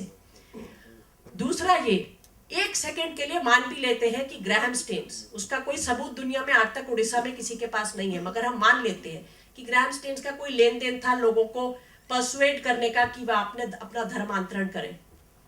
2 छोटे बच्चे, उनको भी साथ जलाया गया। इसके ऊपर सुप्रीम कोर्ट की नजर नहीं गई। जब हम बायस की बात करते हैं तो केवल पुलिस पर रुक जाना हमारी गलती होगी। हमें हर जगह पर इस बायस के ऊपर आवाज उठानी होगी और उंगली उठानी होगी। हाशिमपुरा का मुकदमा चलते हुए, जिसमें 42 से ज्यादा मुसलमानों को मारा गया था पीएसी द्वारा, जो पीएसी सारी रीइंस्टेट हो चुकी है, कभी कांग्रेस सरकार ने उनको मना नहीं किया था, उनको वापस लिया गया था। उनका फैसला शायद 21 फरवरी को आएगा। आप देखिए कि इतने लंबे अरसे में गवाह मर गए, पुलिस वाले जिन्होंने गवाही देने थे मर गए, कागज डिस्ट्रॉय हो गए। सिर्फ उन लोगों की हिम्मत जिंदा है जिनके घर के लोग मरे। वो उस बात को ना तो भूल सके ना हटा सके। दंगे अपने आप होते नहीं हैं, उसके लिए हथियार चाहिए होते हैं और कई व्यवस्थाएं होती हैं। तो उसमें वो दूसरी ज़रूरत है कि आप, और जिस स्तर पे आप दंगा चाहते हैं, तो जैसे गुजरात में बहुत बड़े स्केल पे इंतज़ामात की ज़रूरत थी, तो बम और गैस सिलेंडर्स और कई चीज़ों की ज़रूरत थी। मुजफ्फरनगर में मध्यम स्तर पे चाहते थे, तो कहते थे कि बांटे गए जैसे छुरे और ये सारी चीज़ें। लेकिन त्रिलोकपुरी में हत्या नहीं चाहते थे, सिर्फ चाहते थे कि दंगा हो तो जो पत्थर हैं, जो ईंट के पत्थर। और मैं जब त्रिलोकपुरी गया था तो इतना आश्चर्य हुआ कि आप मतलब गली गली बिल्कुल उसका गुलाबी रंग का हो गया था, इतने पत्थर कहाँ से अचानक एक झुग्गी झोंपड़ी के बीच में इतनी सारे, और फिर मैंने देखा कि जगह जगह पे वो एक्चुअली ढेर में पड़ा हुआ था कि ताकि आपको जब फेंकना हो तो आपको कोई ज़्यादा मुश्किलात भी नहीं हो। तो उसकी तैयारी, ये दूसरी ज़रूरत है। और तीसरी जो सबसे बड़ी ज़रूरत है वो है सरकार की सहमति। और आप पहले तो होप कर भी लें, लेकिन सरकार अगर तय करे कि दंगा नहीं होना है तो दंगा नहीं होगा। इस तरह से लोगों को जिंदा जलाया जा रहा है और कुछ नहीं हो सकता। तो फिर याद किया कि अच्छा आप क्या कर सकते हैं। तो मुझे याद है कि ट्रेनिंग में बताया था कि जो सीनियर मोस्ट मैजिस्ट्रेट है स्पॉट पे, वो पुलिस को, वो आर्मी को बुला सकता है। तो आर्मी को जनरल साहब कंटोनमेंट 1 घंटा दूर था, उनको फ़ोन किया कि आप आ सकते हैं कि नहीं। उन्होंने कहा मैं तुरंत आने के लिए तैयार हूँ, पर आप लिखने के लिए आप लिख के दें। मैंने कहा हाँ बिल्कुल, मैं हर हालत में लिख के दूंगा। किसी से अनुमति मांगने की का सवाल ही नहीं है। कानून सिर्फ कहता है कि senior most magistrate on the spot, उसको लगे कि अब आर्मी को बुलाना ज़रूरी है तो बुलाए। तो उनको बुलाया और फिर शूट एट साइट ऑर्डर्स वगैरह दिए। 2 और घंटे उनको लगे और पूरा मतलब पूरा शांत हो गया। कर्फ्यू 100% इम्पोज हुआ। इतना बड़ा दंगा था जितना जैसे अहमदाबाद का या दिल्ली का हम देखे। तो अगर एक नौजवान अधिकारी जिसका कोई अनुभव नहीं है वो 6 घंटों में इसको शुरू से अंत तक रोक सकता है, तो फिर जब हम देखते हैं कि अहमदाबाद जैसे जगहों में दिन नहीं, घंटों तो दूर, दिन दूर, हफ्ते निकल गए, कहीं महीने निकल गए और वो फसाद चलता है, तो इसमें सरकार की भूमिका तो बहुत ही साफ है। तो कोई कहते हैं कि हमारे प्रधानमंत्री को क्लीन चिट मिला है। मुझे लगता है कि क्लीन चिट कि उस वक्त वो ये आप सबूत मानते हैं कि नहीं, कि कुछ पुलिस अधिकारी कहते हैं कि उन्होंने, मैं उस मीटिंग में था जहाँ पे उन्होंने आदेश दिए कि नरसंहार चलता रहे।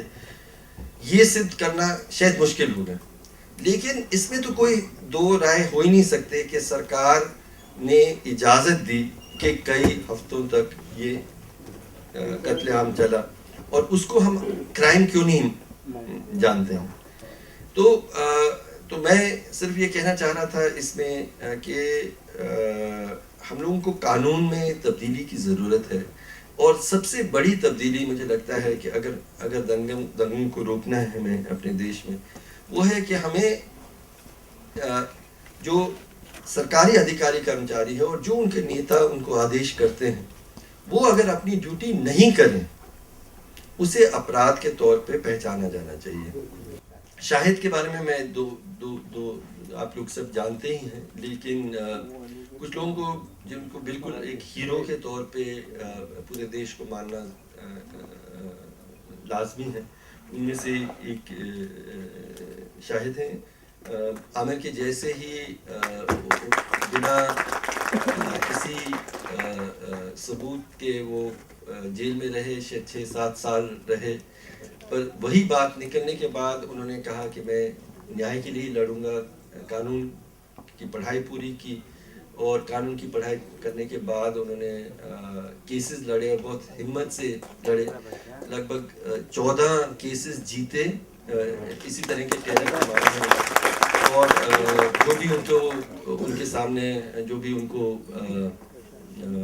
थ्रेट्स वगैरह मिलते थे, उसमें वो कहते थे कि उसका उन्होंने कोई ध्यान नहीं दिया और 32 साल की उम्र में इस कारण से उनकी हत्या हुई। और उनके जो साथी हैं टाटा इंस्टीट्यूट में, मनीषा आई थिंक उनका नाम है, वो लिखी थी कि मैंने ऐसे कोई इंसान को नहीं देखा जिन्हें मोहब्बत था इतने इंसाफ से। उन कहते थे कि इंसाफ से उनका मोहब्बत था। जो स्टूडेंट्स उनको कुछ भी पूछते थे कि इसका क्या हल है, वो एक ही जवाब देते थे, वो था इंसाफ। तो उनके जो भाई हैं उनका काम को आगे बढ़ा रहे हैं, तो उनसे भी हम 2 शब्द सुने और फिर कुछ बातचीत। अस्सलाम वालेकुम।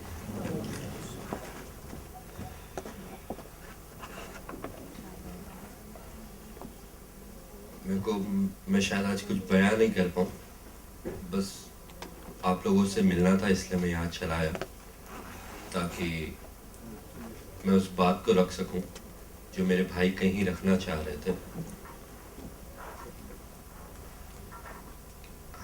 हमारे काम में हमारा काम आसान नहीं होता, कोशिश करनी पड़ती है और वक्त लगता है, पर हो जाता है।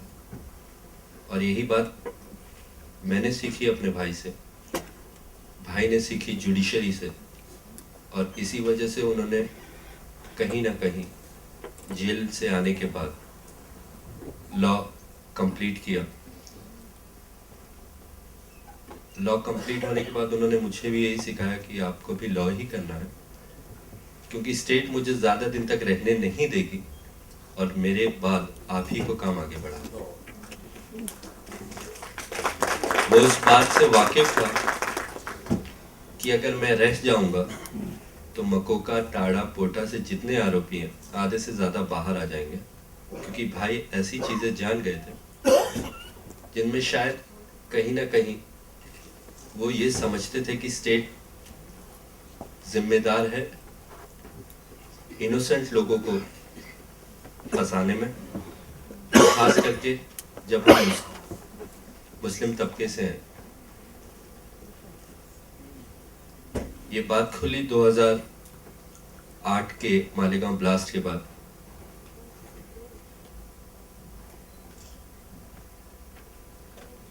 मैं और ज़्यादा वक्त नहीं लूँगा आप लोगों का, बस आप सभी का शुक्रिया अदा करना चाहता हूँ कि यहाँ इनविटेशन दिया गया, मुझे बुलाया गया। बस thank you sir.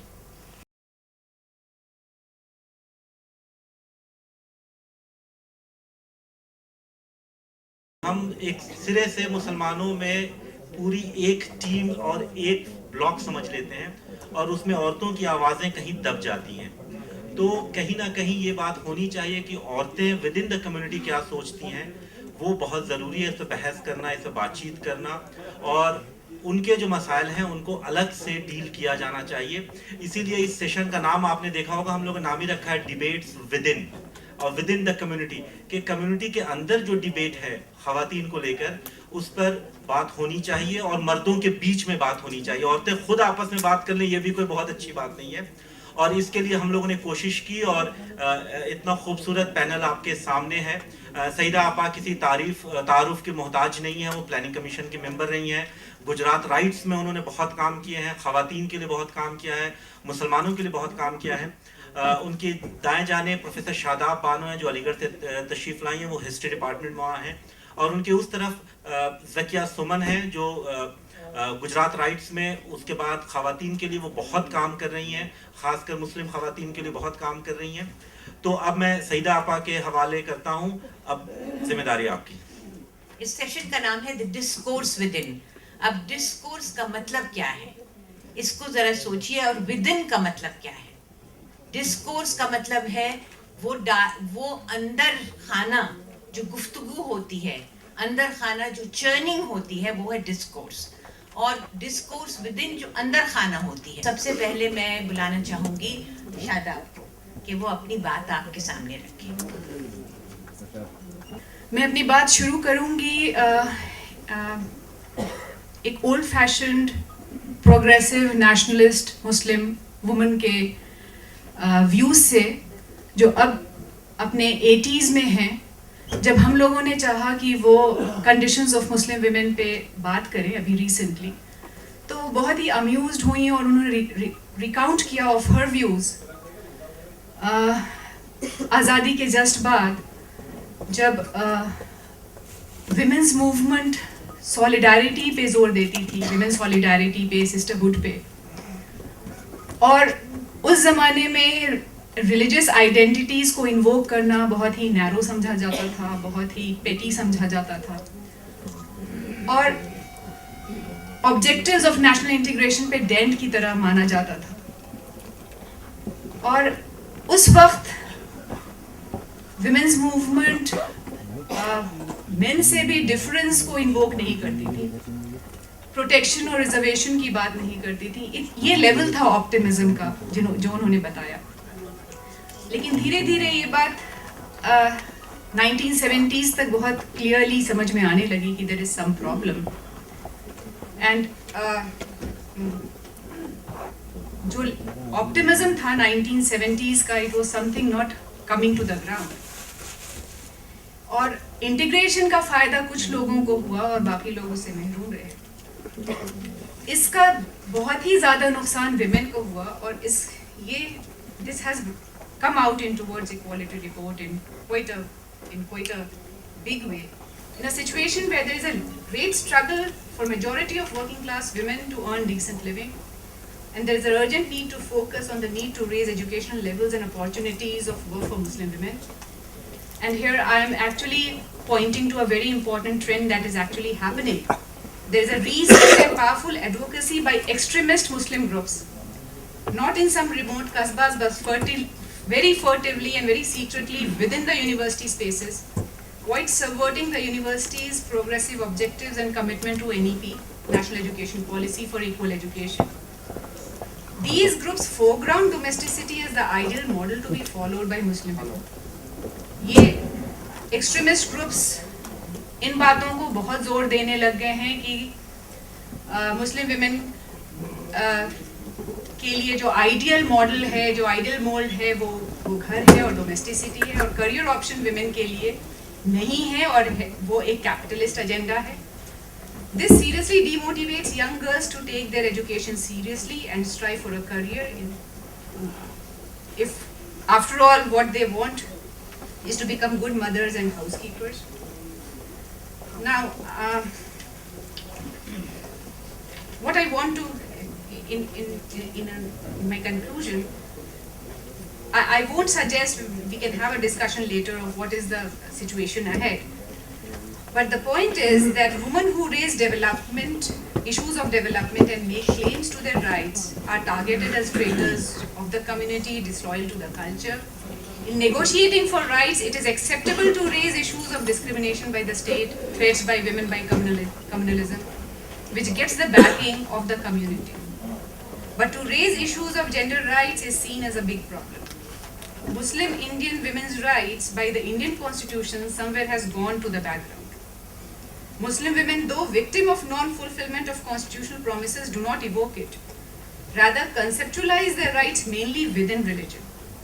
Their citizenship rights, though thoroughly compromised, have little chance of negotiation outside the community in the present circumstances. The negotiation thereby is unfortunately, as if possible, only via community leaders. And here I am addressing the community. Let's see what happens.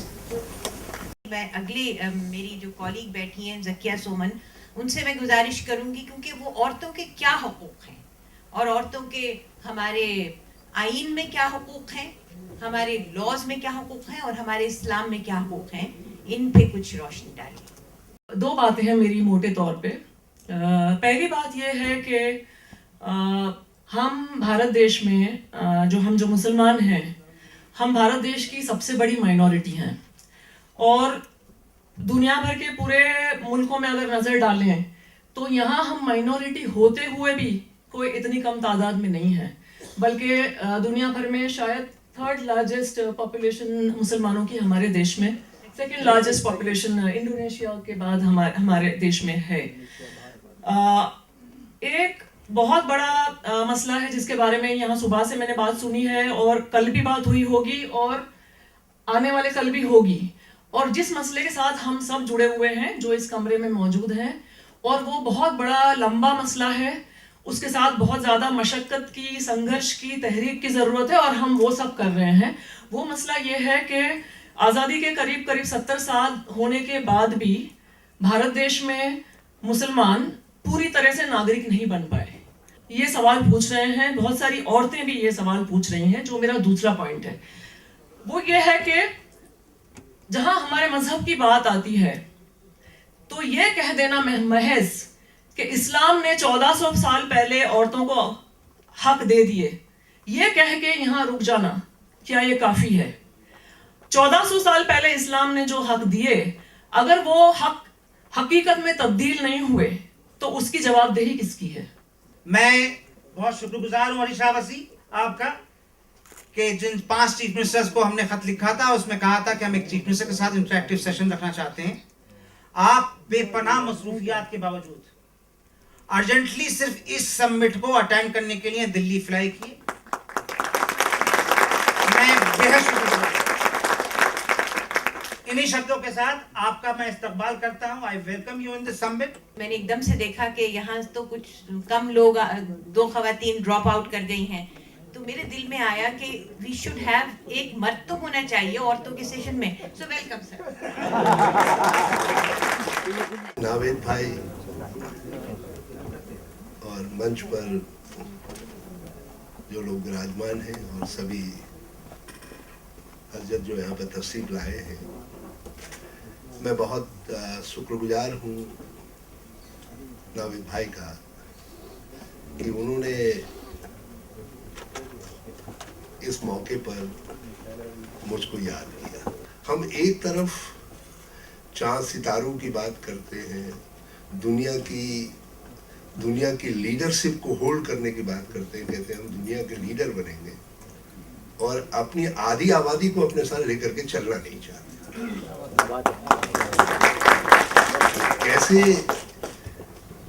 कैसे हम leader बन जाएंगे, ये सवाल अकेले मुस्लिम के जहन से नहीं इसका उत्तर आना चाहिए, बल्कि सभी हिंदुस्तानियों के दिमाग से इसका उत्तर आना चाहिए। मैं इस बात के खिलाफ हूँ कि अकेले कभी कभी हम मुस्लिम महिलाओं की दशा के लिए जो है ऐसा जताते हैं कि मुस्लिम जो फंडामेंटलिज्म है या उसके अंदर जो फंडामेंटलिज्म नहीं कहना चाहिए, कंजर्वेटिव जो एटीट्यूड है वो जिम्मेदार है। वो कहाँ नहीं है। मैं हिंदू हूँ, मैं अपने धर्म में भी देखता हूँ कि कुछ इस तरीके की बंधनें हैं जो महिला के लिए फांस के समान है, उसको आगे नहीं बढ़ने देती और बढ़ेगी। दिल्ली से बाहर उसने कदम निकाल दिया तो फिर तो कहर टूट पड़ता है। कम से कम मुस्लिम धर्म में एक बात तो है कि निकाह के साथ मेहर जो आर्थिक इकोनॉमिक एम्पावरमेंट का के साथ जुड़ा हुआ सवाल है, कितना मिलता है। लेकिन मैं एक मोटे तौर पर आपसे कहना चाहता हूँ कि जब तक हम जो बुनियादी सवाल हैं जो हमारी गरीबी के साथ जुड़े हुए हैं, जो हमारे पिछड़ेपन के साथ जुड़े हुए हैं, अशिक्षा के साथ जुड़े हुए हैं, उनको हल नहीं करते। और जो आपने बहुत ठीक किया था कि आप पॉलिसी प्लानर्स को, उनको सबको बुलाने के, चीफ मिनिस्टर्स को बुलाने की कोशिश कर रहे थे। जब तक हम ये सब चीज़ों को एड्रेस नहीं करते हैं तो तब तक कहाँ से हिंदू, कहाँ से मुसलमान। Thank you very much. सवाल का जवाब देते जाइए। जी देखिए, हमारी जो किस्मत में रही है तो कांग्रेस की रही है, तो हम आमतौर पे कांग्रेस को जवाब का जिम्मेदार मानते हैं। सच्चर कमेटी की रिपोर्ट आपने पेश की, वो एक दखल था जिसमें पट्टी हटा दिया। देखिए, दखल दुनिया को दिखा दिया, मरहम आपने नहीं दिया, ये सच्चाई है। इसलिए आप क्या कहना चाहेंगे? सच्चर कमेटी की रिपोर्ट हो या रंगनाथ कमेटी की सिफारिश, ये कांग्रेस का उस समय की जो हुकूमत थी उसका पॉलिटिकल फैसला था, और किसी भी पॉलिटिकल फैसले को लागू करने के लिए आवाम को जानकारियां होना बहुत ज़रूरी है। और सच्चर कमेटी की रिपोर्ट का हम कितना हिस्सा लागू कर पाए, नहीं कर पाए, उस बहस में मैं नहीं जाना चाहता, क्योंकि फिर मुझे एक लेक्चर मेरा और हो जाएगा, वो मैं आपके ऊपर छोड़ देता हूँ। लेकिन मैं इतना ज़रूर कहना चाहता हूँ कि सच्चर कमेटी की रिपोर्ट आने के बाद, उन तथ्यों के आने के बाद, यहाँ की गद्दी पर कोई बैठे, वो किसी नाम का हो, किसी रूप का हो, वो चैन से नहीं बैठ सकता, क्योंकि सोसाइटी के अंदर आज ये बात अब बहुत साफ तौर पर हो गई है। और इसीलिए मैंने आपके सामने अभी कहा कि वो ट्रेन मंजिल मकसूद तक नहीं पहुंच सकती, जिस ट्रेन के कुछ डिब्बे तो बहुत खालिस नायब होंगे और कुछ बिल्कुल छकड़ा होंगे। तो ये उसके पीछे मेरे कहने का मकसद यही था कि यदि हम ये समझ रहे हैं कि मुस्लिम आवाम पीछे रह जाए, नौकरियों में उनका हिस्सा न मिले, उनको जो है देश की प्रॉपर्टीज में जो जिस तरीके से पूंजी में, सरमाया में उनका हिस्सा होना चाहता वो न मिले, और तो हम ये समझ रहे हैं कि हम आगे बढ़ जाएंगे, एक अच्छे मुल्क कहलाएंगे, तो वो संभव नहीं। इन तीनों, मेरी जो तीनों साथी हैं, इनकी बात का अगर मैं आपको सिर्फ इतना हवाला दूं कि इन्होंने एक ने एकेडमिकली बात आपके सामने रखी ख़वातीन के वसीले से, दूसरी ने ये बात रखी अपने प्रैक्टिकल एक्सपीरियंस के बेसिस पे, और तीसरी ने कॉन्स्टिट्यूशन, संविधान और मुस्लिम पर्सनल लॉ के बेसिस पे ये बात रखी। 2000 में मैंने एक रिपोर्ट शाये की थी, status of Muslim women in India, voice of the voiceless. ये मैंने राष्ट्रीय महिला आयोग, नेशनल कमीशन फॉर विमेन की मेंबर के हैसियत से शाये की थी। अब मैं आपको ये बता रही हूँ कि इस रिपोर्ट को लिखने में मैंने मौलाना अली मियां से भी मैं मिली थी।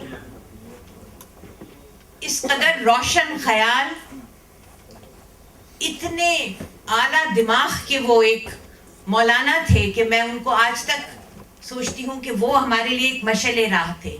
और उसके बाद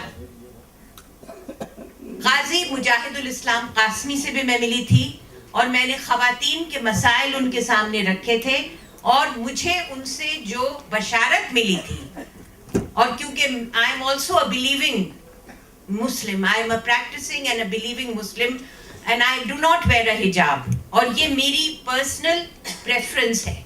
इससे बहुत सारे लोग समझते हैं कि मुसलमान होने का मतलब है, और बहुत अच्छा है जो बच्चियां हिजाब पहनती हैं और जो ख़वातीन पहनती है, ये अपना अपना प्रेफरेंस है।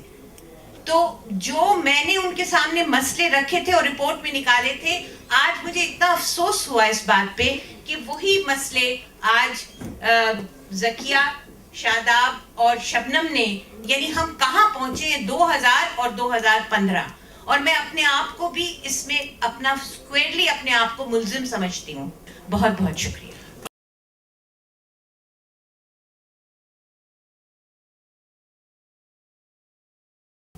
निधीश त्यागी साहब, जो कि एडिटर हैं BBC हिंदी सर्विस के, he is a senior journalist and he has more than 2 decades of experience in print and online and radio as well, and he's held many prominent positions before in major dailies of the country, और liberal minority से आते हैं ये भी। दूसरे खास मेहमान मेरे साथ मौजूद हैं फिलहाल शिवम विज साहब मौजूद हैं। he is a well known blogger and he developed this wonderful website called Qafila. I don't know how many of you have gone to it. बहुत ही ज़बरदस्त तरीके से उन्होंने वो वेबसाइट डेवलप की जिसमें उस तरह के लोग, क्योंकि ऐसा नहीं है कि मीडिया हमारा है तो मीडिया कोई एक इंसान है या एक न्यूज़पेपर है या एक TV चैनल है। मीडिया में भी जैसे सोसाइटी में अलग अलग ख्याल हैं, ऐसे मीडिया के लोगों में भी होते हैं, और हम भी बहुत परेशान और बेचैन हुआ करते थे, और उस दौर में जाके काफिला एक बार क्लिक करते थे, कुछ राहत होती थी कि हमारे जैसे ख्यालात के लोग भी वहाँ पर हैं जो अभी भी हमारी तरह सोच रहे हैं, और अभी ये स्क्रॉल नाम की वेबसाइट चलाते हैं। ज़रूर जाइएगा, देखिएगा, बहुत अच्छा इन्होंने करने की कोशिश की है। I think he is been very successfully able to develop this alternate way of journalism. और तीसरे खास मेहमान हमारे साथ नदीम असरार साहब हैं। ये एसोसिएट एडिटर हैं इंडिया टुडे में। 13 साल का अपना प्रिंट ब्रॉडकास्ट जर्नलिज्म का रिसर्च और एकेडमिक्स का एक्सपीरियंस लेके आते हैं। अलीगढ़ मुस्लिम यूनिवर्सिटी से इन्होंने पढ़ाई की है, और इसके अलावा फिर ये अमेरिका भी गए, फिल्म स्टडीज़ इन्होंने वहाँ पर की है। और इनकी एक ख़ास बात यह है जो इन्हें दूसरे लोगों से डिस्टिंग्विश करती है कि अलीगढ़ मुस्लिम यूनिवर्सिटी जो स्टूडेंट यूनियन है उसके प्रेसिडेंट रहे। Welcome to all of you. First the senior most person in the panel, Nidhish Tyagi, I would like to start with you. 2014 में और मेरा जो गांव है जहाँ पर अभी भी मेरी ज़मीन है और मैं वहाँ की ज़मीन में किसान नाम से मेरा दर्ज है। मैं देवबंद से आता हूँ, और वहाँ पर जो भी पीछे का जो माहौल था उसमें मेरे गांव के मेरी ही गली में 3-4 घर हैं मुसलमान भाई बहनों के। मेरे मोहल्ले के लोग उनके घर गए कि आप लोगों को कुछ नहीं होगा, आप मत जाइएगा कहीं, मतलब हम लोग आपकी पूरी सलामती का इंतज़ाम करके रखेंगे। उन्होंने कहा कि हाँ, हमको तो पता है कि कोई नहीं कुछ होगा और आप लोग तो हैं ही यहाँ पे। पर अगले दिन उन सारे मकानों में जो कि बहुत सालों से हमारे साथ रह रहे थे, उन सब मकानों में एक एक व्यक्ति रह गया। बाकी सब को लगा कि शायद ये सलामत है या नहीं। तो ये अलग अलग लेयर्स में एक तरह का इंटरफेस चल रहा होता है। मेरी एक दोस्त, जैसे कि अरफा ने कहा कि हम लोग एक मॉडर्न लिबरल्स है, तो मेरी एक दोस्त है जो बोहरी मुस्लिम है और फुल ब्राइट फेलो है। मैं पूना में था तो मेरे घर में आके वो रुकी 3-4 दिन रुकी, उसकी मेरी जो छोटी सी बेटी थी उससे बहुत दोस्ती हो गई। पर जब और ये 26/11 के आसपास की बात है, और उसने कहा कि तस्लीम आंटी आप मुसलमान हैं? तीसरे दिन तो उसने कहा कि हाँ, बोल उसने कहा आप तो बिल्कुल ठीक ठाक। 6-7 साल की लड़की, और वो जिस स्कूल में जा रही थी और उस समय जो कुछ हो रहा था, उसका जो पूरा परसेप्शन बिल्डिंग हो रही थी, ये जो पूरा माइंड गेम हो रहा होता है, ये सब कुछ मेरे ख्याल से हम सबको बहुत सलीके से अगर हैंडल ना करें तो इसके शायद हम सबके साथ अलग अलग उसके अलग अलग और बहुत खराब असर पड़ते हैं। मैं जिस हिंदी मीडिया में मैंने काम किया ज़्यादातर समय में वहाँ देखता हूँ कि ज़्यादातर जो न्यूज़ रूम्स हैं उसमें सिर्फ मुस्लिम्स कम नहीं है, वहाँ पे आदिवासी भी बहुत कम हैं, जिनके सबसे ज़्यादा बड़े सवाल है शायद इस समय। दलित और भी कम हैं, औरतें भी बहुत कम हैं। तो ये, और जब तक एक आम तौर पे ये प्लूरलिस्टिक बात इसलिए इस तरह से नहीं आएगी कि वो आपको एंटाइटलमेंट होना चाहिए, इस तरह से आना चाहिए कि वो बात कहनी, रखनी, उसको पिच करनी, उसको बहुत स्ट्रांगली कहनी आएगी, तो वो फिर बात अपने आप ट्रेवल करती है। मतलब काफिला उसका अपने जो शिवम करते हैं उसको एक अपना एक बड़ा प्रयोग है उस तरह का। मुझे लगता है कि इसमें ज़्यादातर जो ज़रूरत है इन बातों को देखने की, कि हम किस तरह से उसके जो मूल विषय पर आके बात कर सकते हैं, जो कि हर बार धर्म का नहीं होता। दूसरी बात ये भी है जो कि अल्फा जिसके बारे में कह रही थी, जो डेमोक्रेसी का जो मतलब है, डेमोक्रेसी कुछ मुल्कों में आती है तो लड़कियां स्कूल जाना शुरू कर देती हैं, डेमोक्रेसी कुछ स्कूलों में आती है और डिक्टेटर चले जाते हैं तो लड़कियों को स्कूल जाना बंद कर दिया जाता है। तो ये एक अलग तरह का डेमोक्रेसी का कहाँ पर क्या मतलब है। डेमोक्रेसी का मतलब सिर्फ ये है कि जो मेजॉरिटी है वो अपनी धौंस दमा कर सब चीज़ें कर सकती है जो वो कर रही है।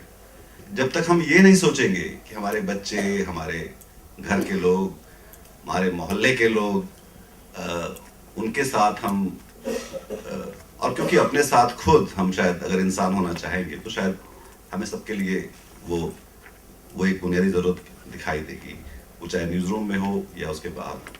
बहुत शुक्रिया। मैं चाहूँगी कि शिवम विज साहब आएँ और अपनी बात रखें। शिवम। मैं जब भी सोशल मीडिया के विषय में बोलता हूँ तो बहुत सारे नहीं, कुछ ना कुछ लोग को हमेशा नाराज़ करता हूँ, तो मेरी उम्मीद है कि आज भी कुछ लोग नाराज़ होंगे। पहले से ही गेंद फेंक दी गई है, निधि जी ने अफवाहबाजी की बात करी, फिर अरफा खान जी का यहाँ तो शिकायत कोई मौजू ही नहीं है, तो मैं जो बोलने वाला था मैं उससे पहले से ही डिफ्लेक्ट हो गया हूँ, पर मैं थमा रहूँगा और पहले अपनी बात बोलूँगा और तब इन आरोपों का जवाब दूँगा। जो कि देखिए, मैं आपको बताऊँ कुछ अपने बारे में कि ये कम से कम 2006 से मैं अखबारों में लिख रहा हूँ, टीवी चैनलों में जा रहा हूँ, ब्लॉगर की तरह। हालांकि मैं पत्रकार रहा हूँ लेकिन उसको ब्लॉगर का टैग लगा है क्योंकि मैं 2003-04 से ब्लॉगिंग कर रहा हूँ, जब से इंडिया में ब्लॉगिंग बूम आई थी, और इंटरनेट ग्रुप चला रहा हूँ। इंटरनेट का कीड़ा मैं रहा हूँ स्कूल कॉलेज के टाइम से, और इतना ज़्यादा जैसे कि अंडे पड़े हैं मेन स्ट्रीम मीडिया से, बार बार बुला के, आप नाम ले लीजिए कौन टीवी जर्नलिस्ट है इस देश में अरफा खानून को मिला के जिन्होंने बुला के सवाल नहीं पूछे कि बताइए सोशल मीडिया में इतनी गाली गलौज क्यों होती है।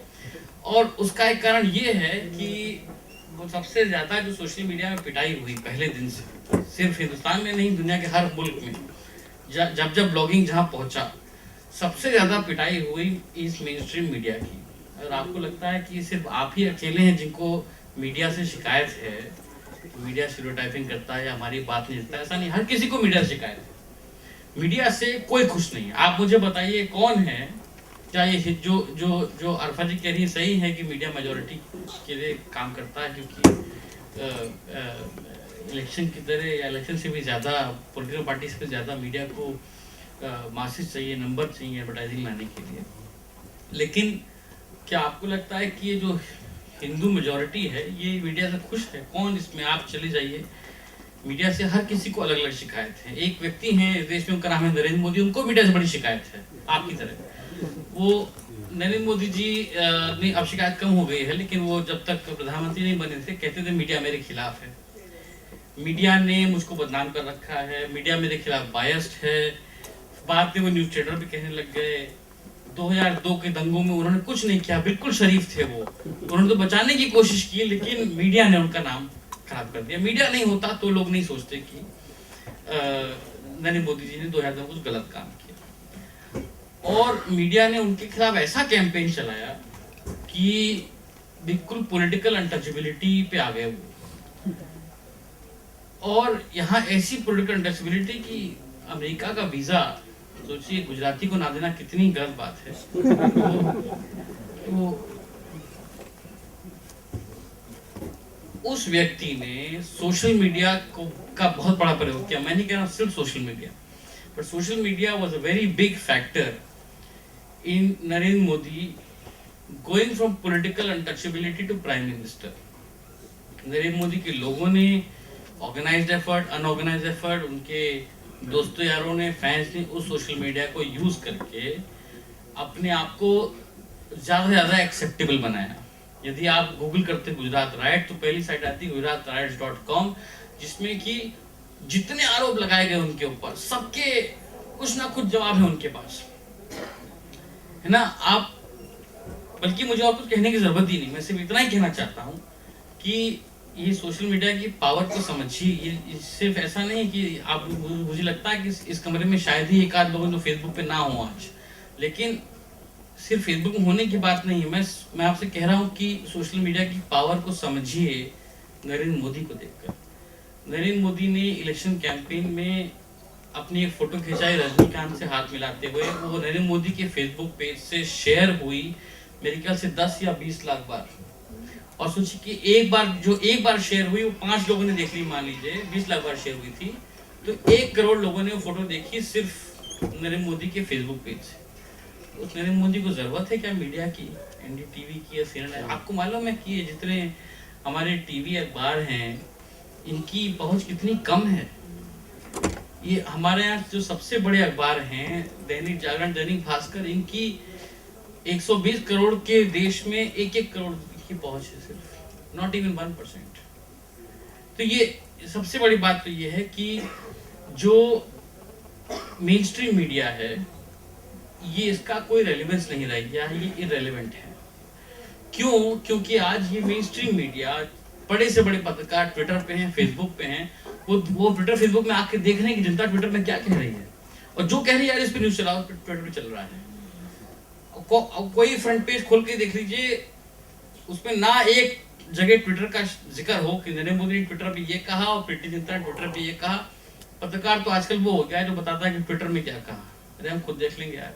तो मेन स्ट्रीम मीडिया डेड, खत्म। मैं सीरियस बोल रहा हूँ, ये main stream media does not matter. और मेन स्ट्रीम मीडिया को जो रिप्लेस किया है वो है सोशल मीडिया। सोशल मीडिया क्या है? सोशल मीडिया है आप और हम। सोशल मीडिया में ब्रांड जो है वो CNN IB और NDTV नहीं है, सोशल मीडिया में ब्रांड है आप। जो आपको समझाना चाह रहा हूँ ये है कि अगर आप वो डट के लगे रहे, करता अपनी बात कहते रहें, तो आपका पब्लिक डिस्कोर्स में एक इंटरवेंशन होता है। थोड़ा टाइम लगेगा, हो सकता है, एक दिन में नहीं होगा। इंडियन मुस्लिम इश्यूज में स्पेसिफिकली 3-4 चीज़ें हैं जिसमें मुझे लगता है कि सोशल मीडिया बहुत यूजफुल हो सकता है। एक तो ये है कि स्टीरियोटाइपिंग इसलिए आसान हो जाती है क्योंकि डाइवर्सिटी को भुला देते हैं कि इंडियन मुस्लिम के अंदर कितनी डाइवर्सिटी है। केरल का मुसलमान, असम का मुसलमान, यूपी का मुसलमान, गुजरात का कितना अलग अलग तरह के लोग हैं, उनके कितने अलग लोकल इश्यूज हैं। Diversity of caste, class, sect, economic status, हर तरीके की डाइवर्सिटी है क्योंकि इतनी लार्ज कम्युनिटी है। खाली अकेले ले लें तो पता नहीं कितने मुल्कों से बड़ी होगी। तो ये डाइवर्सिटी अगर आप सोशल मीडिया में सामने आएंगे हर तरीके के इंडियन मुस्लिम लोग, और वो सोशल मीडिया का जो मेन स्ट्रीम है उसमें अगर उस डिस्कोर्स में पार्टिसिपेट करेंगे तो बाकी लोग भी जो कि गेटवाइज करके इंडियन मुस्लिम की डाइवर्सिटी को भूल जाना चाहते हैं, उनको मजबूरी होगी ये डाइवर्सिटी को एक्नॉलेज करने में। और the moment we acknowledge the diversity amongst Indian Muslims, I think stereotyping becomes very difficult. दूसरा ये है कि ये हिंदू राइट विंग डिस्कोर्स चाहता क्या है about Indian Muslims, what do they want? I think what they want is the kind of ghettoization that we have already seen to a large extent. वो चाहता है कि इंडियन मुस्लिम और Indian religious minorities जो हैं public life में कम से कम visible हों, वो अपने घेटों में रहें और बाहर अपने आप को असर्ट ना करें। ये चीज़ कुछ और बाबरी मस्जिद के टाइम से बढ़ती जा रही है और आसान हो गई, क्योंकि मुझे लगता है, माफ़ करिएगा छोटा हूँ बड़ी बात, लेकिन बहुत सारे इंडियन मुस्लिम्स ने भी अपनी पब्लिक स्फेयर में, पब्लिक डिस्कोर्स में बात कहना बंद कर दी है। तो आप अपने, ये बहुत अच्छी बात है कि अब within the community dialogue होना चाहिए, जैसे ये कॉन्फ्रेंस है, जैसे उर्दू पेपर्स वेबसाइट्स का अपना डिस्कोर्स है, या विद इन द कम्युनिटी बात होती है, लेकिन अपनी बात बाहर पब्लिक डिस्कोर्स में रखना ये बहुत ज़रूरी है। और मेन स्ट्रीम मीडिया कहता है कि भाई वो अपनी बात रखते नहीं हैं, या वो आते नहीं हैं, या उनके गिने चुने 2-4 नुमाइंदे हैं जिनको पकड़ लाते हैं, और आपको लगता है मेन स्ट्रीम मीडिया हमारी सुनता नहीं है। तो अगर आप अपनी जाके पब्लिक डिस्कोर्स में बात रखें सोशल मीडिया के थ्रू, तो कोई बहाना किसी के पास नहीं है, आप वहाँ अवेलेबल हैं। जैसे कि स्टीरियोटाइपिंग में जैसे ये एक लफ्ज़ है फतवा।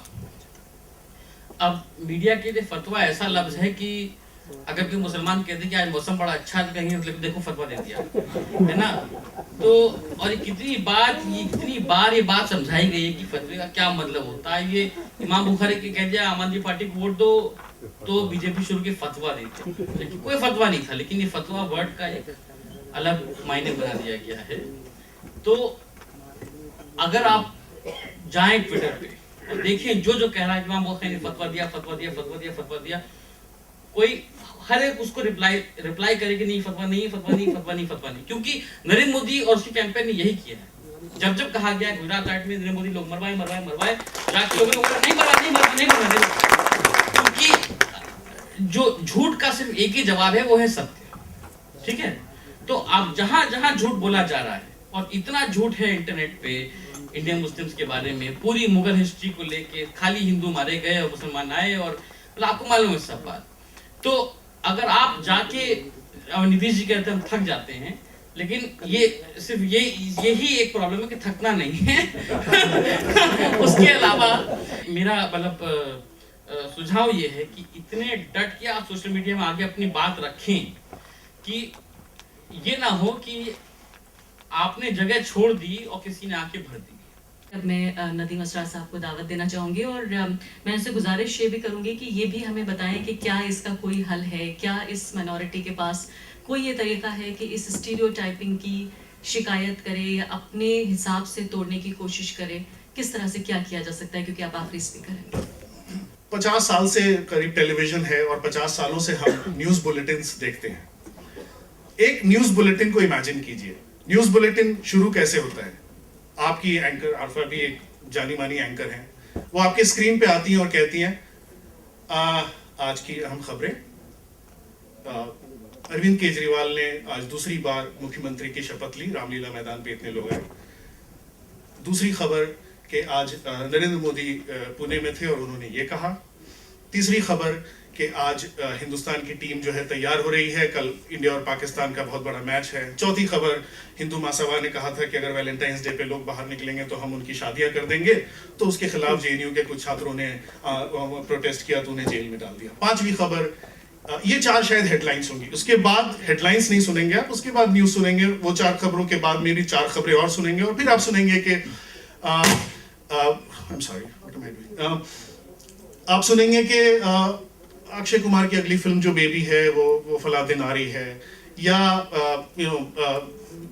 राम रहीम की फिल्म आ गई और ये वो MSG ये बिजनेस कर रही है, और व्हाटएवर 50 शेड्स ऑफ ग्रे दुनिया में रिलीज हो गई, हिंदुस्तान में नहीं आई है। और उसके बाद हो सकता है कि आप आखिरी खबर शायद ये सुने कि कोई नई किताब या कोई नया म्यूजिक वीडियो जो शायद यूट्यूब से प्ले कर दिया जाएगा स्क्रीन पे, और उसके बाद एंकर कहेंगे that was all for the day and good night और व्हाटएवर, और उसके बाद एडवर्टाइजिंग और फिर अगली बुलेटिन। कभी आपने सोचा है कि किसी भी न्यूज़ बुलेटिन का, एक क्लासिक न्यूज़ बुलेटिन का ये स्ट्रक्चर क्यों होता है? वो सिर्फ इसलिए होता है कि न्यूज़ बुलेटिन के आखिर तक आप वापस उस जिस काउच पे आप बैठे हैं उस पर आप शायद वापस आप थोड़ा और लेट जाएं। वो एक अच्छे नोट पे खत्म होता है तो शायद आप मुस्कुरा भी रहे हों। उसके बाद एडवर्टाइजिंग आती है, उसके बाद एड्स आते हैं, तो आप शायद उन प्रोडक्ट्स को देखते हैं जो आप पसंद करते हैं, वो एड्स और वो जिंगल्स आपको अच्छे लगते हैं।